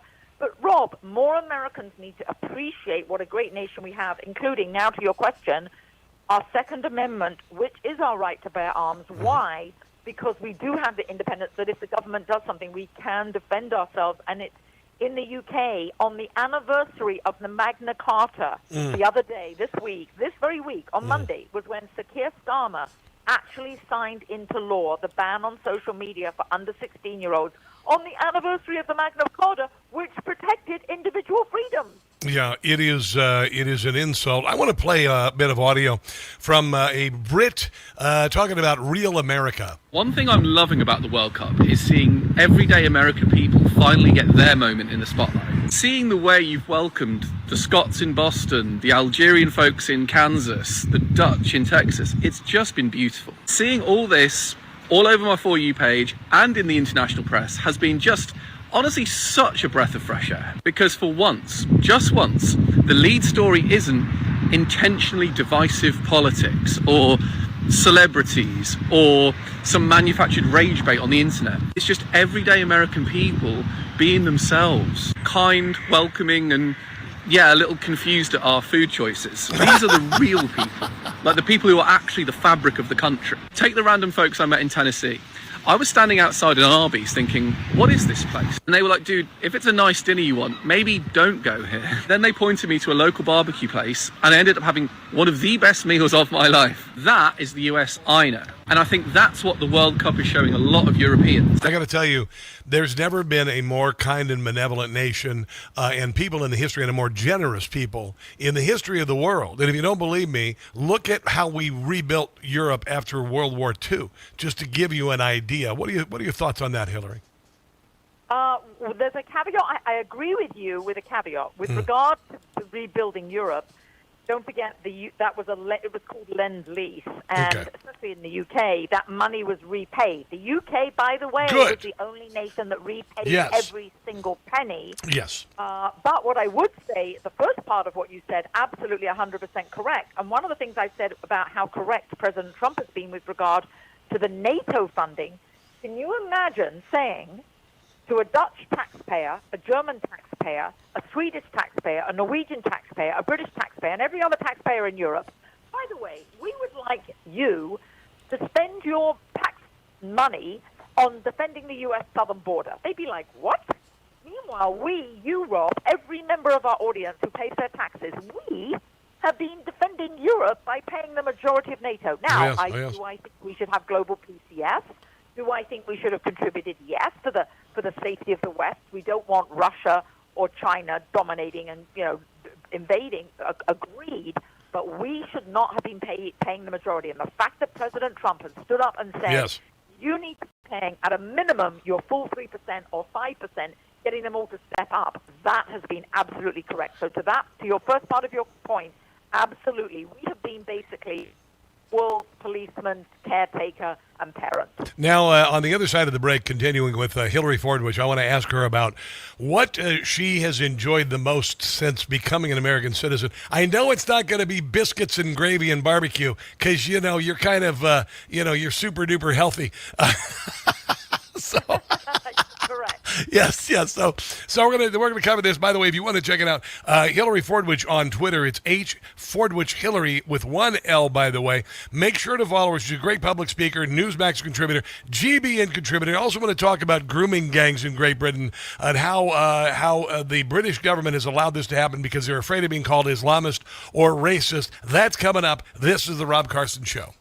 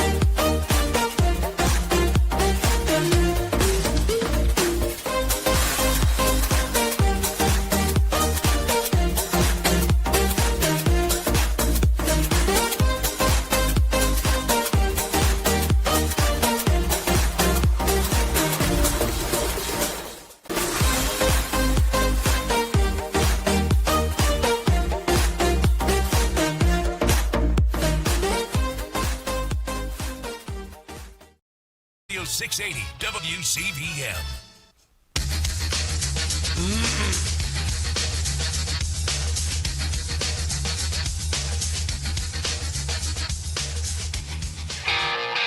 These neighborhoods look exactly the same as every movie you've ever seen. The American flags, people have got race flags up. This old couple just walked past me and they go, "Good morning." I was like, what the hell? Did you guys talk to each other here? Right now, if we had Chipotle in Australia, I swear to God, I would be there every single day. It is so good. Guys, Guzman needs to take notes. Like, Mad Max needs to take notes. Like, what is in this? Crack. Those are Aussie girls enjoying Chipotle. Crack. It's just incredible. Absolutely incredible. There really is. Like no other. I honestly think unless you live in America or unless you visit here, you can't really comprehend how nice these areas are. that one, all of them. They're so beautiful. Everybody's so friendly, southern hospitality. The air smells nice. When you're in the UK, okay, if you're next to the beach, it smells. The beach doesn't smell here, right? No, everything's beautiful. I've been back home in the UK. I haven't felt like myself, which sounds so crazy. I now live for that adventure, that crazy lifestyle, that meeting new people, seeing new people every day, and I just long for it. And in America, it is so amazing. Seriously, Americans, what have you done to me? Wow. That is so big. That is, to me, Hillary Fordwich, that is so big that so many people go back to their countries after coming to America and feeling welcome. It's not just about the riches that we have and the variety, but when they go home and they long for that. I love that that is happening right now. I'm sad for those who go back and their countries have gone to hell because of the people in charge. But I just think that there's a reason why that's happening right now, the 250th anniversary of the birth of our nation. I think it's so wonderful. And like I said, Rob, I just wish it would be played by all the networks on every television station, every radio station like you're, as a proud American, showing, because I wish more Americans appreciated their nation. I will say a lot of those that are in the South, the Southern hospitality and the Southern warmth, because I used to live in Manhattan, and I remember I used to run every morning, and, you know, in Manhattan, nobody spoke to each other. I remember getting in the elevators to my building, and people would, actually, I had a dog at the time, they'd ask I remember somebody once asked my dog its name. I was gonna say, you're so rude, you won't even ask me the name of the dog, but you expect the dog to speak.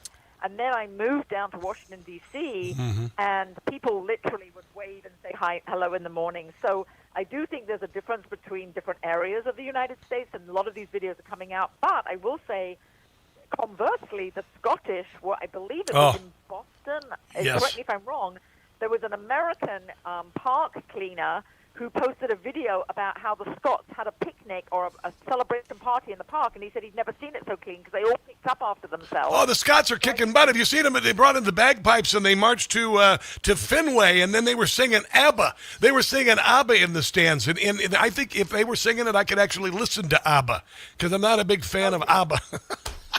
Oh, no, I think that they were. So I think that there's things that we can learn. Like growing up in England, you never, ever would have dropped rubbish. Now it looks so dirty, but the Scots were picking up after themselves. Wow. But yes, going back to your original point, this is something that I think Americans need to realize. The other thing, just if I might add, so my eldest son, he went to Spain. I sent him to Spain for a month to help his Spanish in a summer program, and he was there a month. And just imagine what kind of Spanish family hosts an American. They weren't poor. The father was a dentist, and they, nice home and everything. So it was in the era when there wasn't, WhatsApp, and I wasn't in contact with my son for the month. I go to pick him up at the airport, and Rob, he rushed into my arms and said, "Mommy, Mommy!" Was there rats in the basement? He was fell into my arms, and you know what he said? He was a teenage boy at the time. He said, "I had to," in his American accent, "I had to share a bathroom with 3 people." An average American family, just a regular American family, not a wealthy American family, average American family. Kids grow up with their own bathroom. They don't even realize that's how millionaires live in the rest of the world. So unbelievable. Again, I wish Americans could see how the rest of the world lives. For example, my daughter lives in London. So I want every American to think about this. Gas, petrol for your car, gas is more than double the price. Yes. Taxes are more than double, and salaries are half what they are here. Just think about that for a second. I'll say it one more time. Yes. Gas is double the price, taxes are double, and the wages are half. Now you realize why people in the rest of the world think like average Americans live like millionaires, and we do. Now, listen, before we close it, we're not going to get to the grooming gangs. That's an aside. I think this is much more important what we're talking here. Why did you dream of coming to America, and what was the best thing about it now that you're here, and what do you appreciate the most? Well, I didn't dream about coming to America. I'll always be very truthful with you and our audience. Right. I was a 15-year-old girl. I was happy in my school, loved my friends. I was very happy in England. But it was before Margaret Thatcher came to power. Now everybody's going to realize I'm very old. But my daddy was a self-made man. My mummy came from an aristocratic family, disinherited when she married Daddy. But Daddy was a self-made man. He always used to say, "I taught myself to read with a satchel on my back walking to the library." Anyway, he was a self-made man, and ready? Brace yourself, audience. He was in an 82% tax bracket, and they were putting up taxes.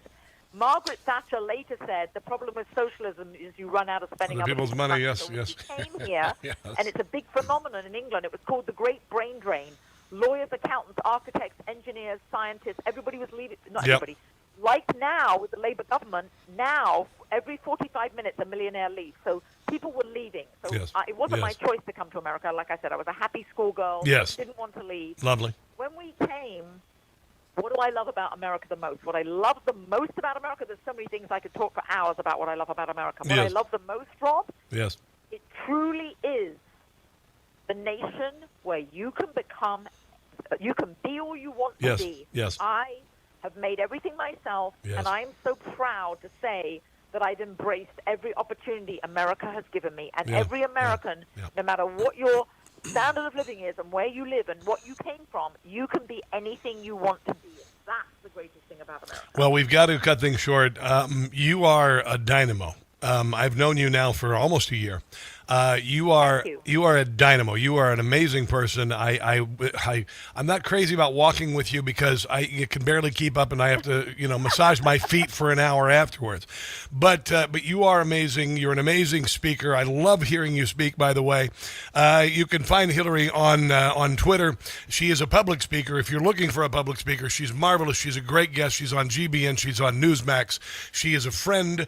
Fordwich Hillary on Twitter. Hillary Fordwich, God bless you. Have a glorious day, okay? Thank you for having me, Rob. Really appreciate it. All right, let's take a break and come back. This is the Rob Carson Show.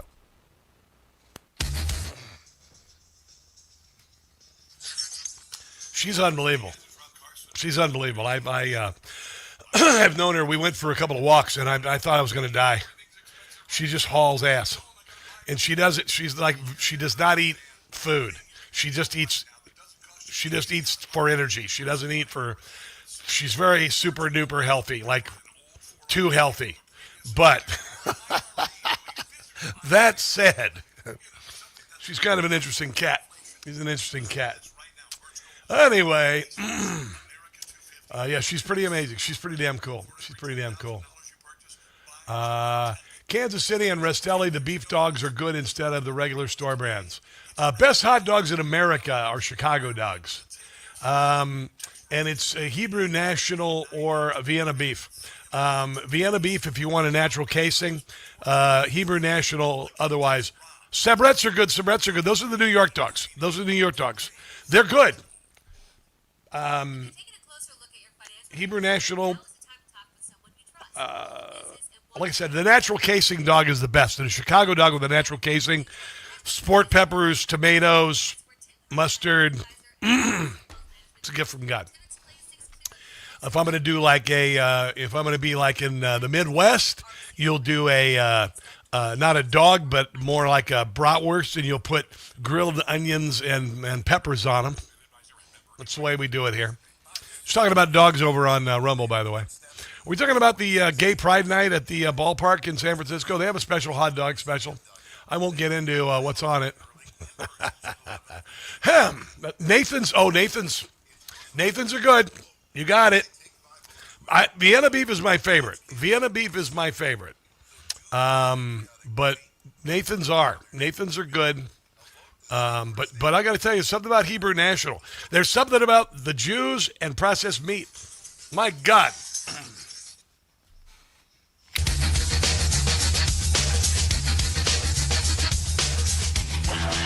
All right, it's the Rob Carson Show. Hillary Fordwich, fantastic.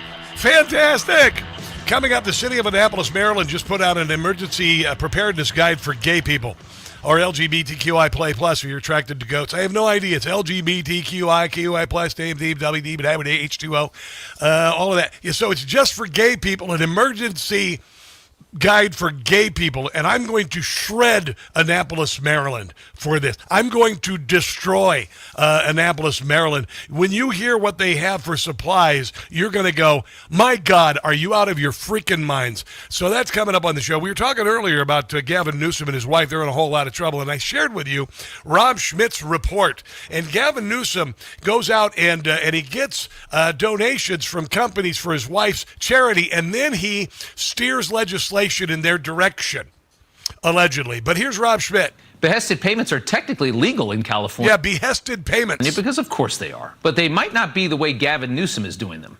A great example of this from the Washington Free Beacon. February 2024, Newsom behested $99,000 from the Central Valley Community Foundation to his wife's California Partners Project. Listen. 9 days later, Newsom awarded a $14 million no-bid contract to the Central Valley Community Foundation. Wow. So you give $100,000 to my wife's BS nonprofit that we use as a slush fund, and then I'll give you this no-bid contract. Yeah, that's fine, right? That is third world banana republic stuff. Unbelievable. I would play the next soundbite. I don't have time to get to it. But that is pay for play. Rob Schmidt, with no filter last night on Newsmax. And what they are uncovering about Gavin Newsom and his wife Imelda is startling. These behested payments where the governor says, if you give $100,000 to my wife's charity, and then down the road, those who gave the money immediately get a no-bid contract. He vetoes legislation that will favor you. There's a case with CVS coming up. Gavin Newsom is in a lot of trouble. I've told you he's never going to be the president. Now I know he's never going to be the president, and hopefully he and his wife will be fined massively and maybe even face jail time. Oh, fingers crossed. Last hour of the show out ahead. Don't go anywhere.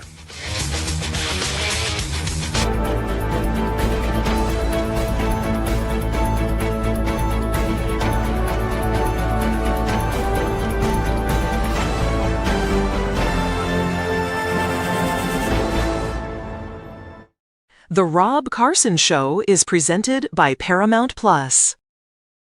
You don't need to live with aches and pains. Visit ReliefFactor.com today.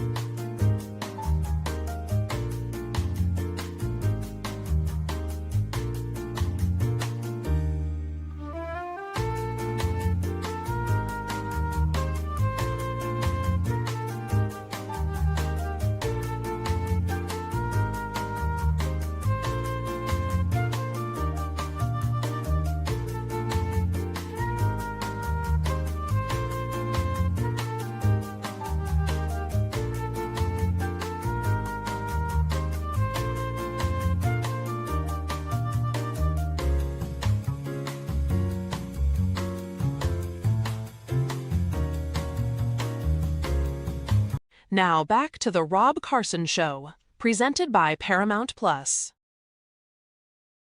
Hold it now. You are about to hear the most interesting, informative, thought-provoking, and funny show in America. On air and on the World Wide Web. This is the Rob Carson Show. This is the Rob Carson Show. I wish it was 5 hours some days. I really do, because I've got a lot of things I need to get to. On the show, make sure to check out the podcast, by the way. Every day we take the show, we divide it into 3 podcasts. It's not 1 hour. They're like 40 minutes. Could take commercials out of them and all that. So all your usual podcast platforms, just subscribe. I mean, Spotify, there's a little bell you ding there. But do that, because the show's growing by leaps and bounds. It's gigantic. Follow me on all social media at Rob Carson Show. I've got 2.5 million followers on Truth. What the what? And a million impressions on Instagram. What the what? I know it's crazy. TikTok's crazy too. I'm on all of those at Rob Carson Show, and I put up little 1 minute to 2 minute snippets of the show, and now every day we've added something. It's the opening monologue of the show on YouTube every day. So we put the entire opening monologue, 12, 13, 14 minutes, however the hell long it is, however long I decided to talk, and you can check it out there. And the video is there, by the way. This is video that you're seeing on there, and then audio podcast on all usual podcast platforms. But follow me on my social media at Rob Carson Show. I had mentioned earlier, I want to finish this because Rob Schmidt did a brilliant job with regard to the perceived corruption of Gavin Newsom and his wife. Federal agents have spent months searching for allegations against the governor's wife. Federal agents contacted more than a dozen people associated with the Newsoms, after former Chief of Staff Dana Williamson was indicted in 2025 in connection with a corruption scheme that stemmed from before she worked for the governor. She was offered leniency in exchange for information about Newsom.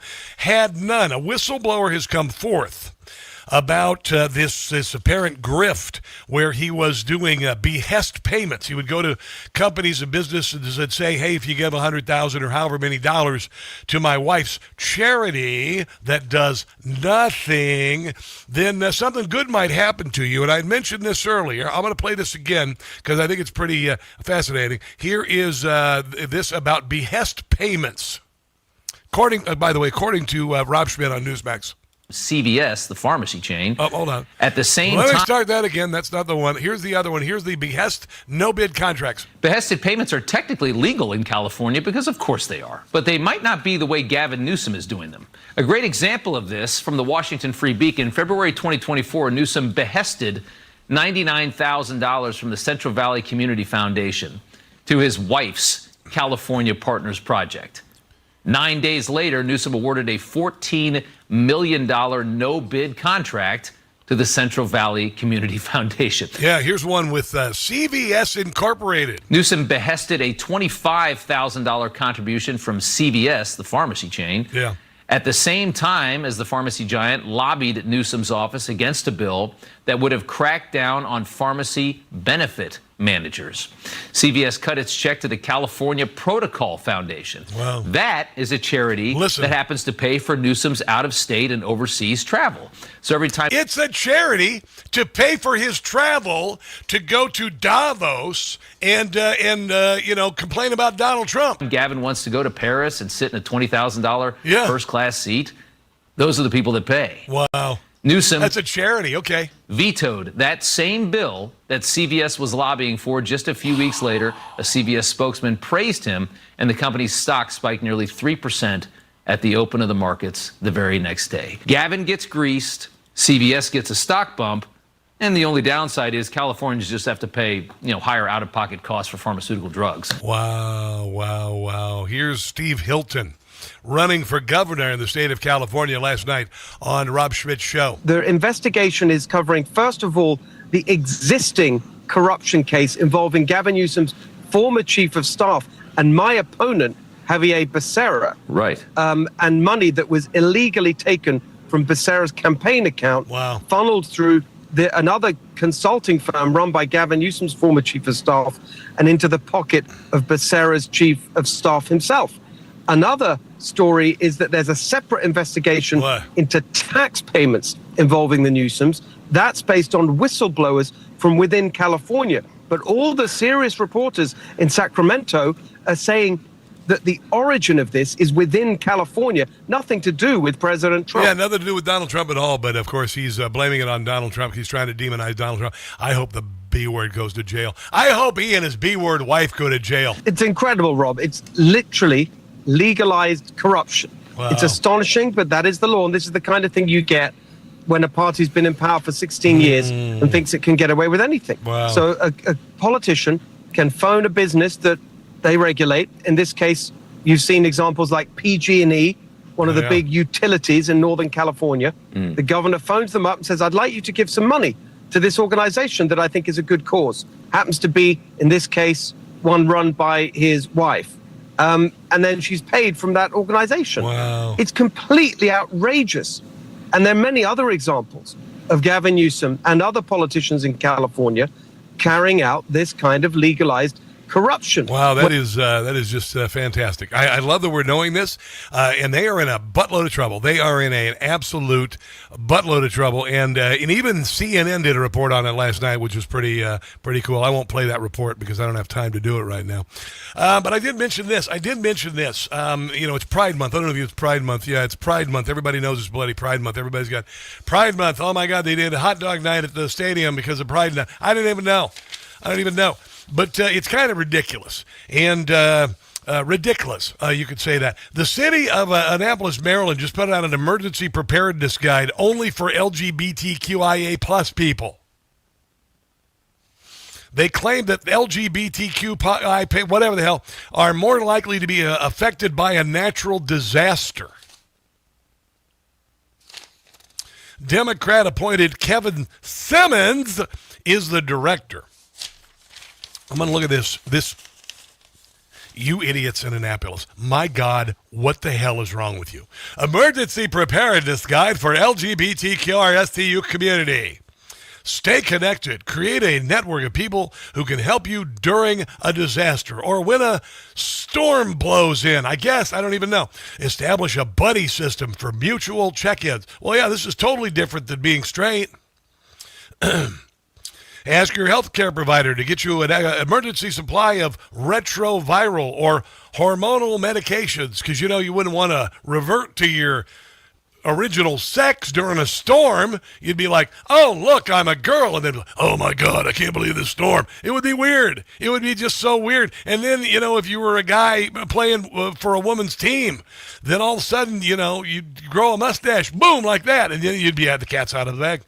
Keep a copy of your prescriptions, dosage, and prescriber contact information. That's totally different than straight people. Here's where it gets really, really stupid. In Annapolis, Maryland, by the way, Democrat-appointed Kevin Simmons, no relation to Richard, is the director of public safety, I guess, there. Gather supplies. You ready for the supplies? 30-day supply of medicine. Make sure that you have the Weather Girls, It's Raining Men on your Spotify. Play it again and again and again. It helps you kind of ease the pain of an incoming storm.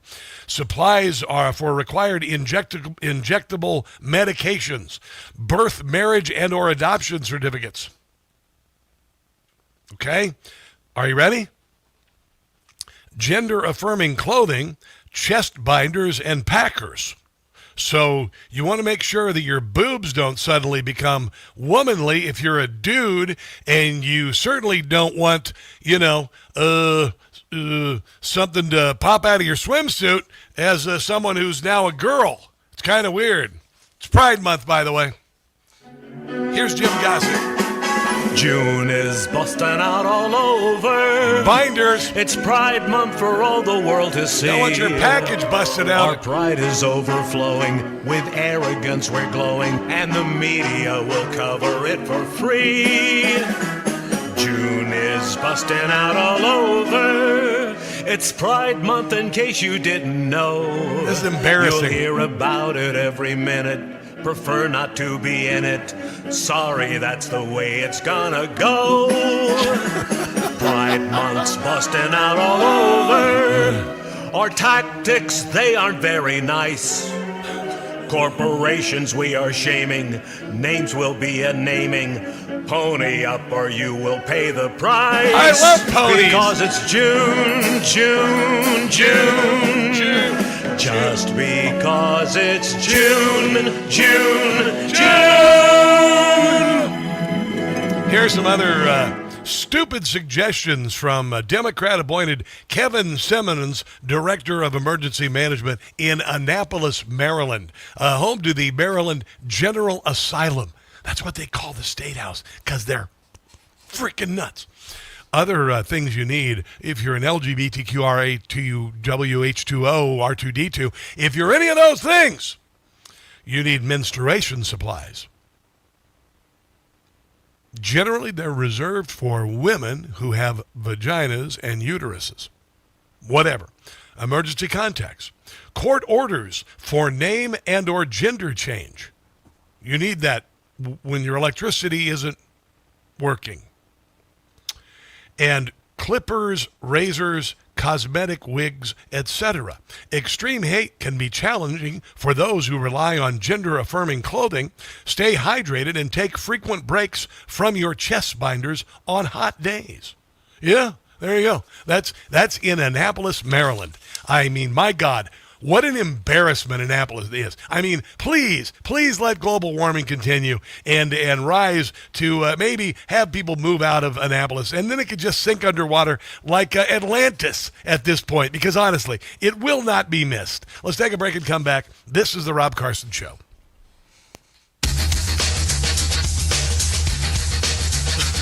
So stupid. So stupid.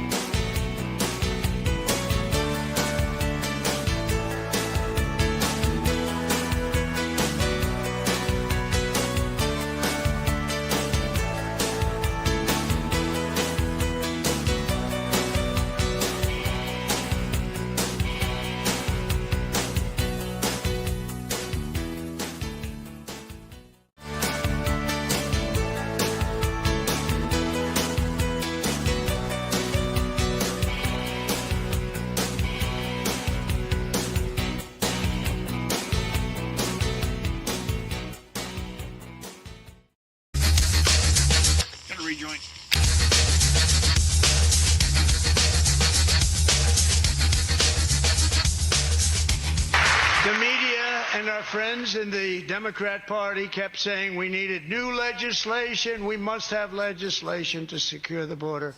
But it turned out that all we really needed was a new president. Boom. Carl Higbie, Newsmax. 23 people who have been identified, 5 in custody, had this plan to use explosive-laden drones, like stuff that we're seeing on the battlefield in like Ukraine, to hit buildings near this event that would then force a mass evacuation. Talking about the UFC Fight Night and the murder spree, the terror attack by leftists driven insane by Democrats and the left. And then steer crowds towards pre-staged snipers. I mean, this is like all according to officials. This gets even crazier. A second wave was an allegedly planned to storm the White House gate. I'm sorry, is this Libya or are we in America? Where are all the libs screaming insurrection right now? Just this plot. Because they want to overthrow America. Alone is way worse than anything that was planned by Trump. That's what No Kings is about. Supporters on Jan 6, like that was, this is nothing like that. Yet it was the worst thing ever back then. Where is the outrage from the left here? Because they want Donald Trump out of office. They want America to fall. That's what they've been doing the last decade at least. They make it very clear. They are funded by the Chinese Communist Party, by Neville Singham and George Soros. That's what this is about. And guess what? They are about to get their rear ends kicked up between their shoulders. This whole thing was on Signal Chat, which was apparently thwarted by the kid's mother, actually, that reported this sudden purchase of firearms and magazines. Oh, Mom, you turned me in. We were going to go on a murder spree and kill everybody and take down the American government. And ammunition. 19-year-old Tyson Proper from Cincinnati, allegedly still at this point, spent $3,000 of his graduation money to purchase lots of And this is why we need to put a limit on the amount of money these brats can get for graduation. Ammunition and guns and extra magazines. And that he was honestly, you're freaking graduated from high school. You know, I hate to tell you this. You're expected to graduate from high school. Going to use in this alleged attack. And then he was caught.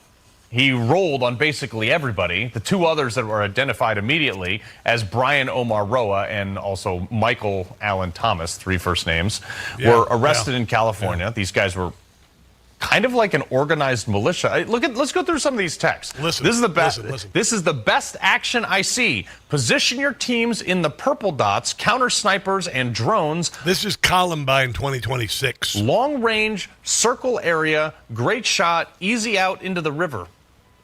Okay, we'll drop you off in safe zone. These are all the roads. They have all the details, screenshots with zones highlighted. Look, I did ops in Baghdad with less intel than this.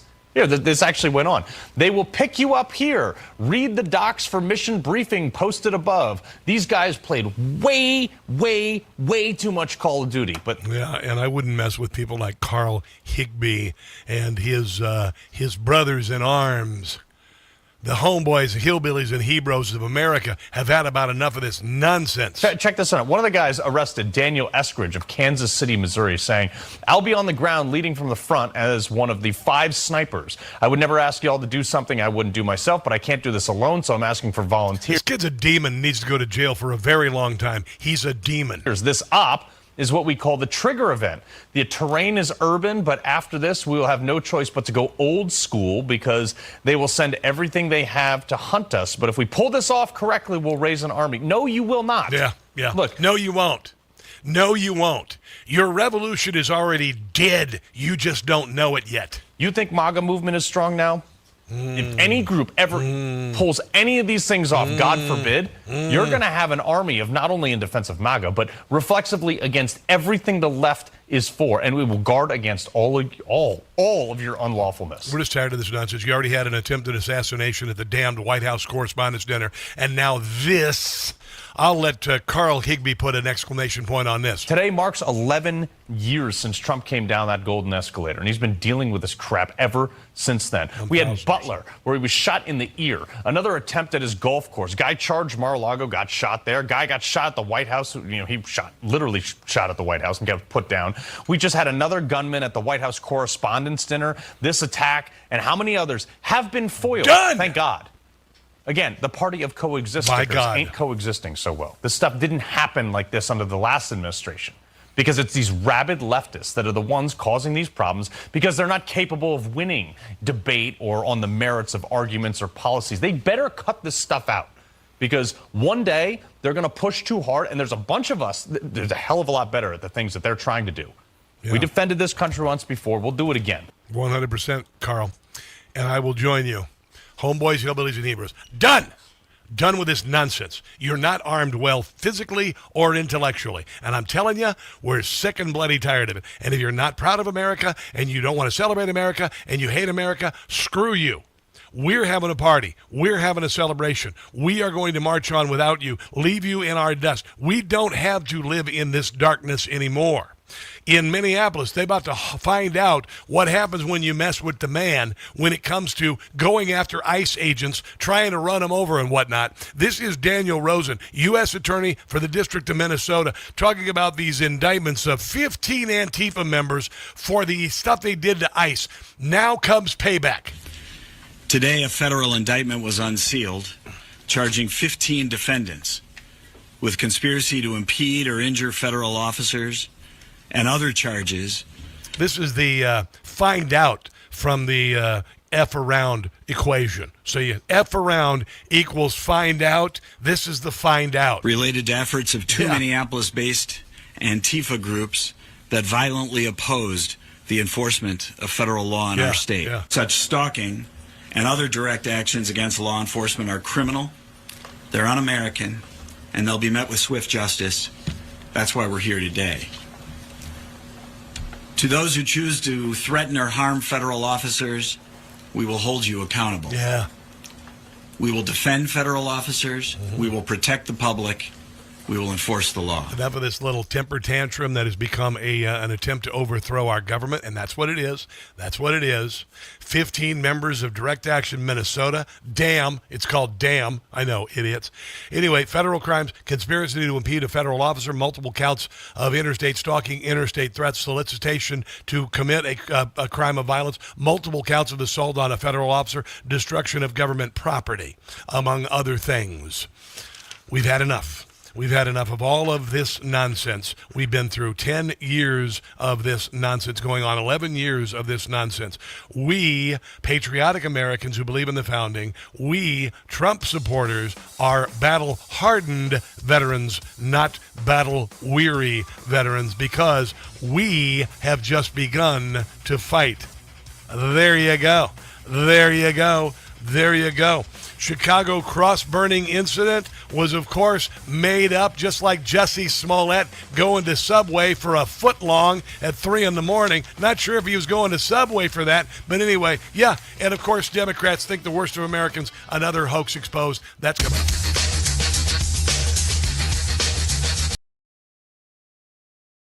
The Rob Carson Show is presented by Paramount Plus. The Agency. All episodes streaming June 21st on Paramount Plus. In the world of espionage, truth is a moving target, and every decision carries a dangerous consequence. This new mission explores what it means to live as a double agent, twice the lies, twice the risk. The lines between ally and enemy blur like never before, and survival depends on trusting no one. Starring Michael Fassbender, Jeffrey Wright, Jodie Turner-Smith, and Richard Gere. Don't miss The Agency. All episodes streaming June 21st on Paramount Plus.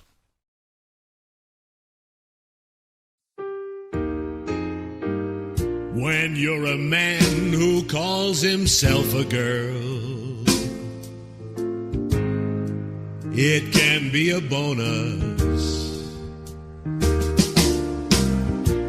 When you compete with women, you have to hide. Ooh, that pair of cojones. I can cycle against the girls, that's my choice. I can steal their medals with this manly voice, 'cause the left makes me feel, the left makes me feel, the left makes me feel like a transgender woman. When I compete with females, I'm the one that's feared. 'cause I'm the only person in the race with a beard. But somehow I feel the left makes me feel, they make me feel like a transgender woman.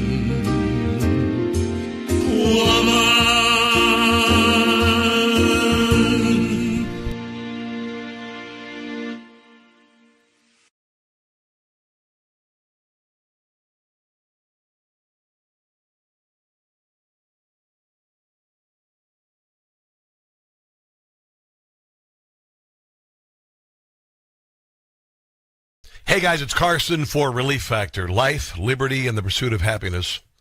Those words weren't written for history books. They were written for you.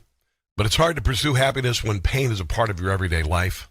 Relief Factor was created to help people address inflammation, one of the most common causes of ongoing aches and pains from aging, overexertion, and daily living.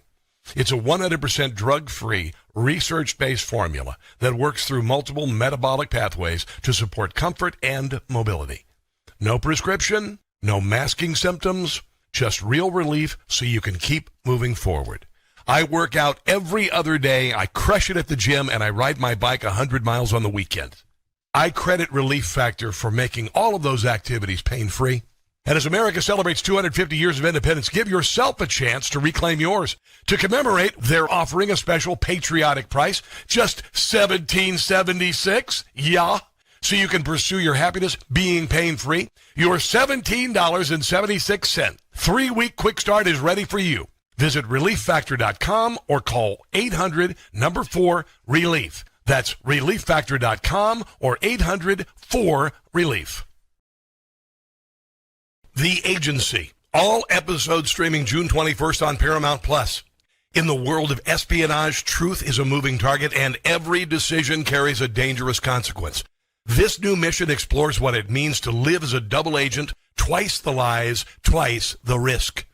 The lines between ally and enemy blur like never before, and survival depends on trusting no one. Starring Michael Fassbender, Jeffrey Wright, Jodie Turner-Smith, and Richard Gere. Don't miss The Agency. All episodes streaming June 21st on Paramount+.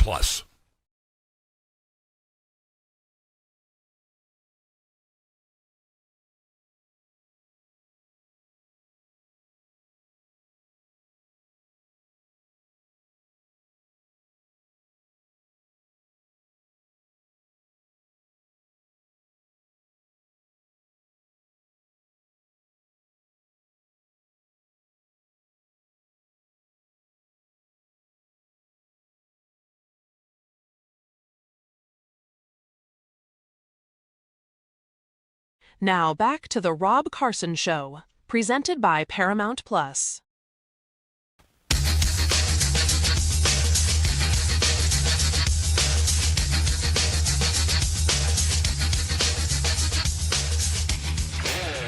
is the Rob Carson Show on a Wednesday. It's already Wednesday, for goodness sake.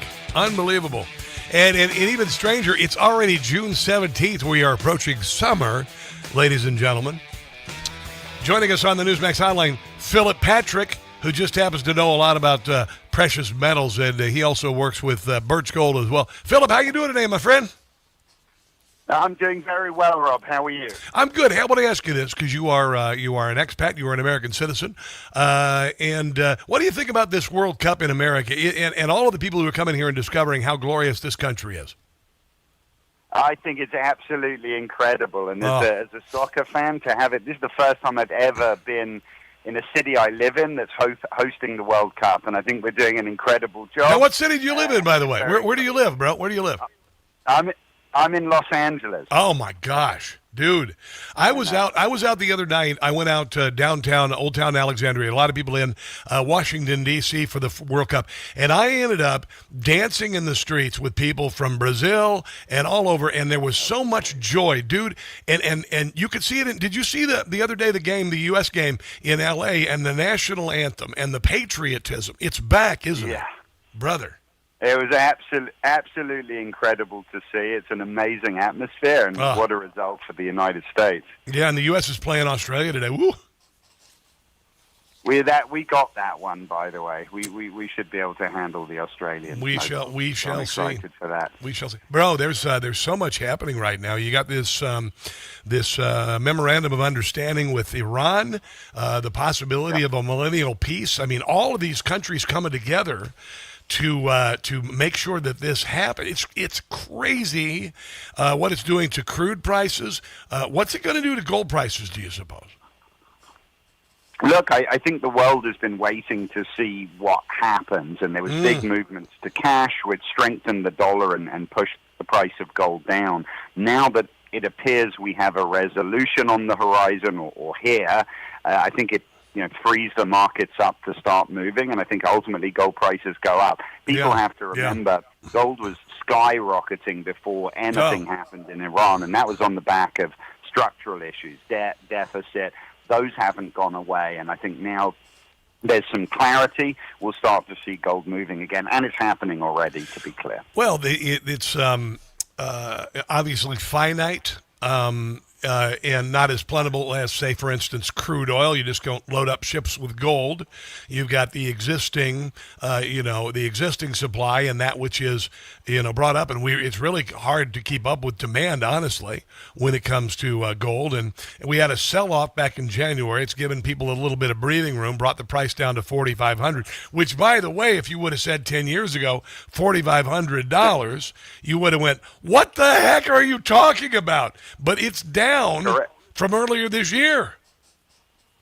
It was 5,500 earlier this year, and honestly, if you said 4,500 2 years ago, I was expecting aggressive upside in gold, but maybe not the pace. But listen, it's tied in directly to the pace of spending, debt, borrowing costs. Those things are very closely related. And like I said, President Trump has been dealing with a lot of issues. That's a big one that's still yet to be tackled. And you look at whether we can will be the long term. Yeah, well, look at the debt that we have. The American dollar is worth less. I think that only portends good things for precious metals. Kevin Warsh, the Federal Reserve, I guess they're talking about lowering interest rates today. I'm not sure exactly what happened there. What does that mean, do you suppose, for the country and the Federal Reserve? Listen, he's got a very tough job, Kevin Warsh. Obviously, there's a desire to drive rates down. If you look at the Fed's dual mandate, which is maximum employment and steady prices, there isn't a rationale for them to lower rates yet. In fact, many say there's a rationale to raise slightly. I don't think that'll happen. No. What they're looking at now is different metrics, right? So he's talking, and there is, by the way, a reasonable case for looking at what they term trimmed mean inflation, which basically strips out extremely volatile things like oil prices today. Yeah. So they're trying to find a way to lower rates. My concern is, Americans don't live in the trim mean, right? We live in the real world. And if gasoline prices are elevated, grocery, electric bills, all of that, even if they use another metric to say, hey, we can lower rates, if investors don't buy it, borrowing rates are going to go up. So I'm interested to see what happens with Kevin Warsh.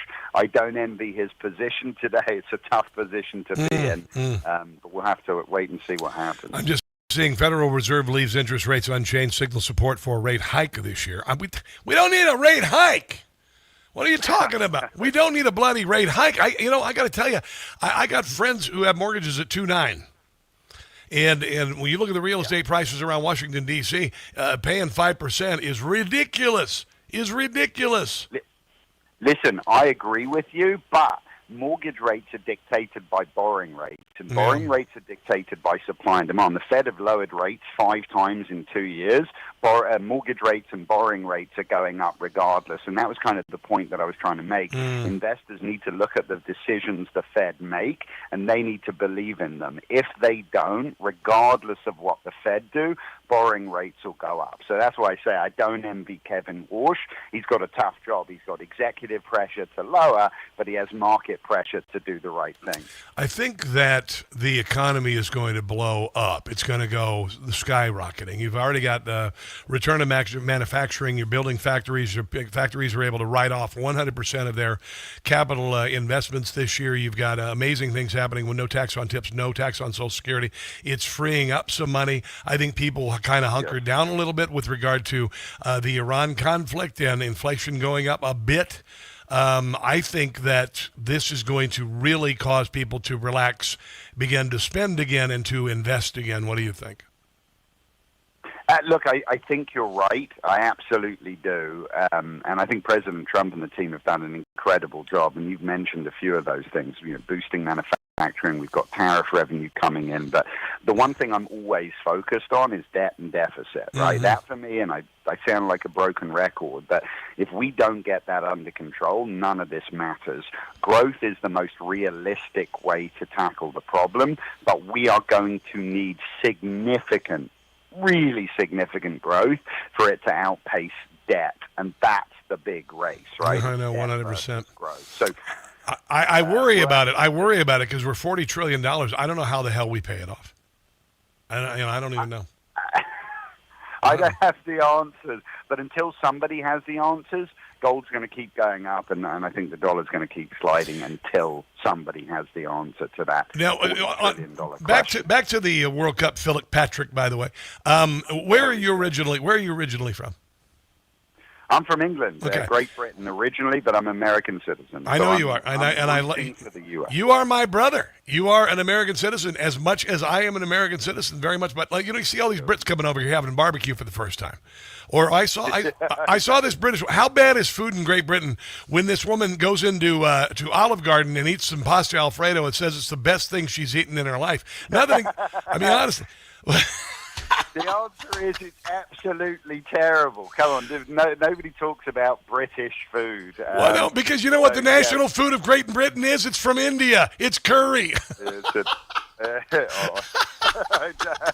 It certainly isn't blood pudding. Thank God it's not blood pudding.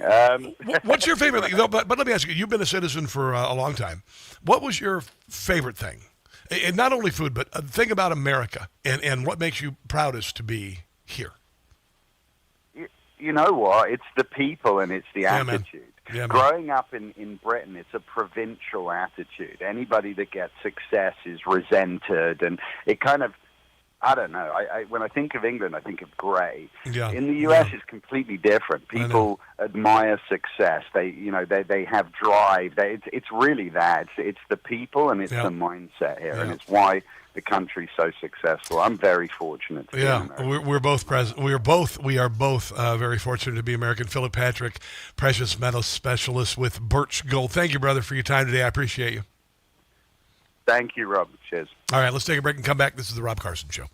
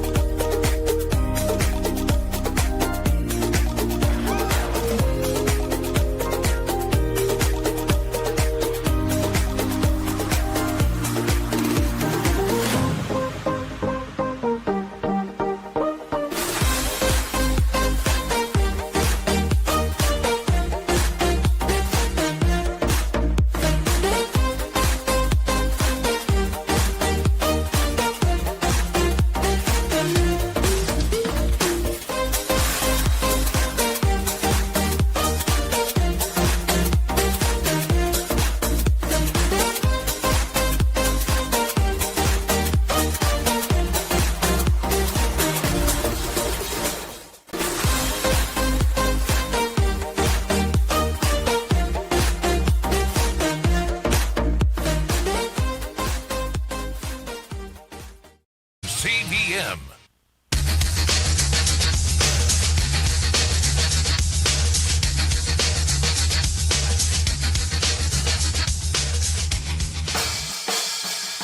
There's always room for Zeppelin. So, who in the hell would believe that racists would get together and burn a cross in Chicago in a park? Yeah, stupid. I mean, just honestly, if you believe that in Chicago, a bunch of racists would burn a cross and to send a message to black people. What an idiotic thing. Block Club Chicago reports that Reverend Michael Fligger of St. Sabina Church offered a reward because there was this leftist who burned a cross and put a red hat on it to kind of blame it on MAGA. Racism has always been a part of America's DNA, and this week it was raised its bloody, it raised its head boldly and loudly. No, it didn't. You're just thinking the worst of America because you're a racist yourself. The bold rise of racism must be condemned by every race, faith, community in Chicago, and as was done with the swastika, treated as a hate crime. Brandon Johnson said that the investigation remains ongoing. Like many Chicagoans across our city, we are deeply disturbed upon seeing the images which have emerged following this incident. We don't care that the murder rate, black-on-black crime, is 10 times the national average. We could give a rat's behind about that, but hate has no place in our community. Every Chicagoan deserves to feel safe, protected, and respected, unless you're in the inner city and it involves, a bunch of kids killing each other. Several members of the council's Black Caucus learned about the incident Wednesday morning when asked about it by the Block Club.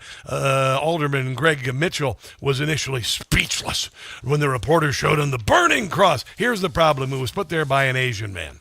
Merlin Liu. He thought he would create another hate crime like Jussie Smollett, blaming it on Trump supporters when it really was just a couple of bodybuilders that he used to do videos with, whatever that is.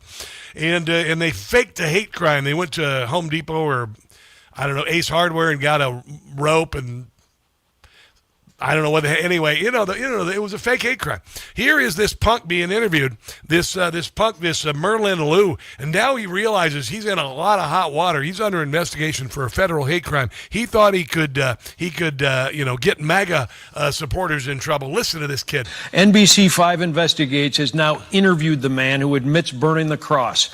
University of Illinois Chicago senior Merlin Liu says he knew the implications of a burning cross and had placed a MAGA hat atop the cross. Yeah, because he wanted to blame it on MAGA supporters. Explaining his motivation was to protest Trump administration. Yeah, this is all bullcrap from here on out, everything he says. Injustice, not something racist. How did you land on a burning cross?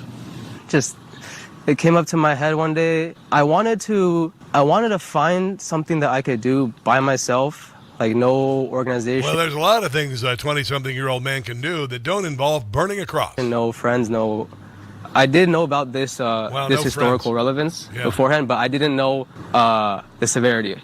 How he's in a lot of trouble. Oh boy, he is in a lot of trouble. This little man-child is in a lot of trouble. Here he is trying to backtrack a little. Last week, Liu sent this scripted video to NBC, claiming responsibility for the cross burning, but saying he had no affiliation with the Ku Klux Klan, apologizing to those who were offended. In the video, he also criticized President Trump. I don't want to wait till his term ends. I don't want to wait until he may or may not get impeached. I want him gone right now. I want him gone right now. In that video, are you threatening him? No. You just dig himself further in the hole. You say that you think that he should be brought to an end. I said he deserves to stand trial to the American people. Really? Well, why is that, Junior? Paraphrase, I guess. But I think you use the word end. Yeah. That's what I mean by end. I mean by end, I don't mean like a civil war. If that's the... If that... Oh, no, please. Start a civil war. Yeah, go ahead. Racially motivated, it may seem, from what I did. Well, unbelievable. Here's a little more from the punk. He said he didn't realize, with the cross burning, he had no idea what the KKK was about. Liu says he was protesting what he calls MAGA Christian nationalist supporters and the Trump administration. Well, that sounds like somebody's fed him in academia. Ruling class. He's just scamming people. We're just scamming out of money. Right? And I think that's a great reflection of how this country works right now, where money controls everything. Money has power over healthcare. Money has. It also pays your rent and your car payment and your groceries. So there's that. Power over transportation. Chicago police and the FBI. He's spewing nonsense. And listen to this now. I have been trying to identify him ever since, putting out this flyer with pictures of him running away. CPD labeling it an arson. Did you make it all the way through almost 4 years at UIC without somebody teaching you that a burning cross is one of the most divisive symbols in America? No, I didn't. I don't really have any, like, I never grew up with religion, never. Sure. But it's a symbol of the Ku Klux Klan. I mean, that really is where it started. Nobody ever taught you that. You never read it in a history book. Nobody. No. I just saw the Wikipedia page with the movie with the, like, I think it's called like Under One Nation or something. No, it was actually Birth of a Nation. The Birth of a Nation is a famous 1915 silent film that romanticized the KKK and showed a cross burning. Was it a hate crime? No, for sure not. In no way possible was that a hate crime. I do understand. Yeah, it was. It was a hate crime against Republicans and MAGA supporters. Why it was interpreted that way, and I apologize for that. Too bad. But no, the intent was not there. The FBI and Chicago police will determine that and what charges may be filed against the man who admits the cross burning. Authorities have not reported anything new in this case. Lou says his parents are encouraging him to surrender and that they offered to provide an attorney, but he said no. He told me he's thinking of turning himself in, something he won't have to worry about if police arrive first. Yeah. And they're going to. Merlin Lou, a man-child who did something stupid, trying to implicate Trump supporters in the idiotic possibility that they would burn a cross in the public square in Chicago. I hope they nail this kid and he spends a little time in prison. Teach him a little lesson. Let's take a break and come back. This is the Rob Carson Show.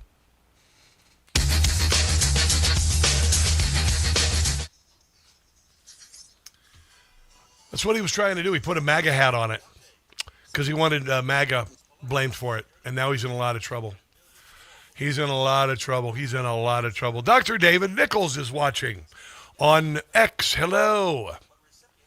This guy, Rob Carson, gets some. Yeah, you know what, David? If you don't like the way I do things, listen to something else. Social Security expert Michael Allen says it's true and reveals 5 key strategies to increase your benefits. It's all in his free special report. Newsmax calls the report your best guide for bigger Social Security benefits. Whether you're getting benefits... Yeah, there you go. I just wrote him a note. He said, this guy, Rob Carson, gets on my everlasting nerves on his usual podcast. He plays videos and constantly makes stupid little comments. And I wrote him and I said, if you don't like my style, listen to something else. There are millions to take your place. Bye, David Nichols. Bye, David Nichols. Bye. Bye, Dr. David Nichols. See, if you say this guy, Rob Carson, it proves to me you don't know and you don't listen to the show. You're just shooting your mouth off because you happen to stumble on it one day. Don't even care. Don't even care. You guys, meanwhile, Blockbuster 2K, Scott Davies, Willard Clark, all my buddies, Charcoal One, I haven't seen you there before. Welcome. You know, you listen to the show. You know why I do this. Lady Vu, you know what I'm talking about. Tom K, 1TL, Valentina, all you guys, you know what I do. Proud to be a Jew. You know, sometimes I come in a little hot, but, you know, too bad, so sad. That's how I roll. I start and stop my own audio, and I insert comments. And they're not stupid. What's his name? Dr. David Nichols. Dr. David Nichols. Go listen to NPR. Time to talk.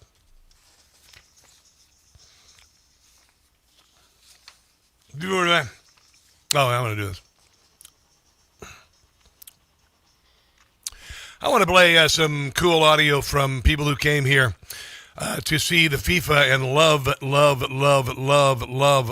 America. This is the Scottish Tartan Army. The Scots are having a hell of a time here. The Scottish Tartan Army singing our national anthem. By the way, singing our national anthem. Oh, singing Country Road first. I belong West Virginia. mountain mama, take me home, country road.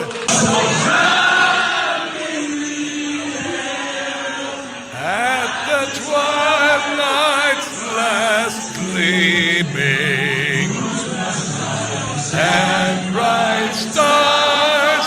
I love it.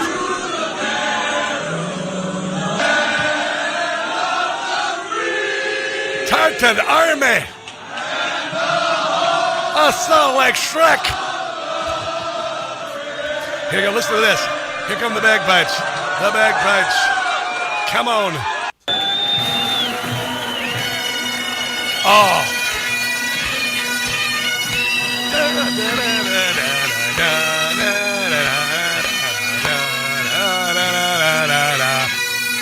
I love it. Welcome to America. I'll even forgive the Scots for singing ABBA.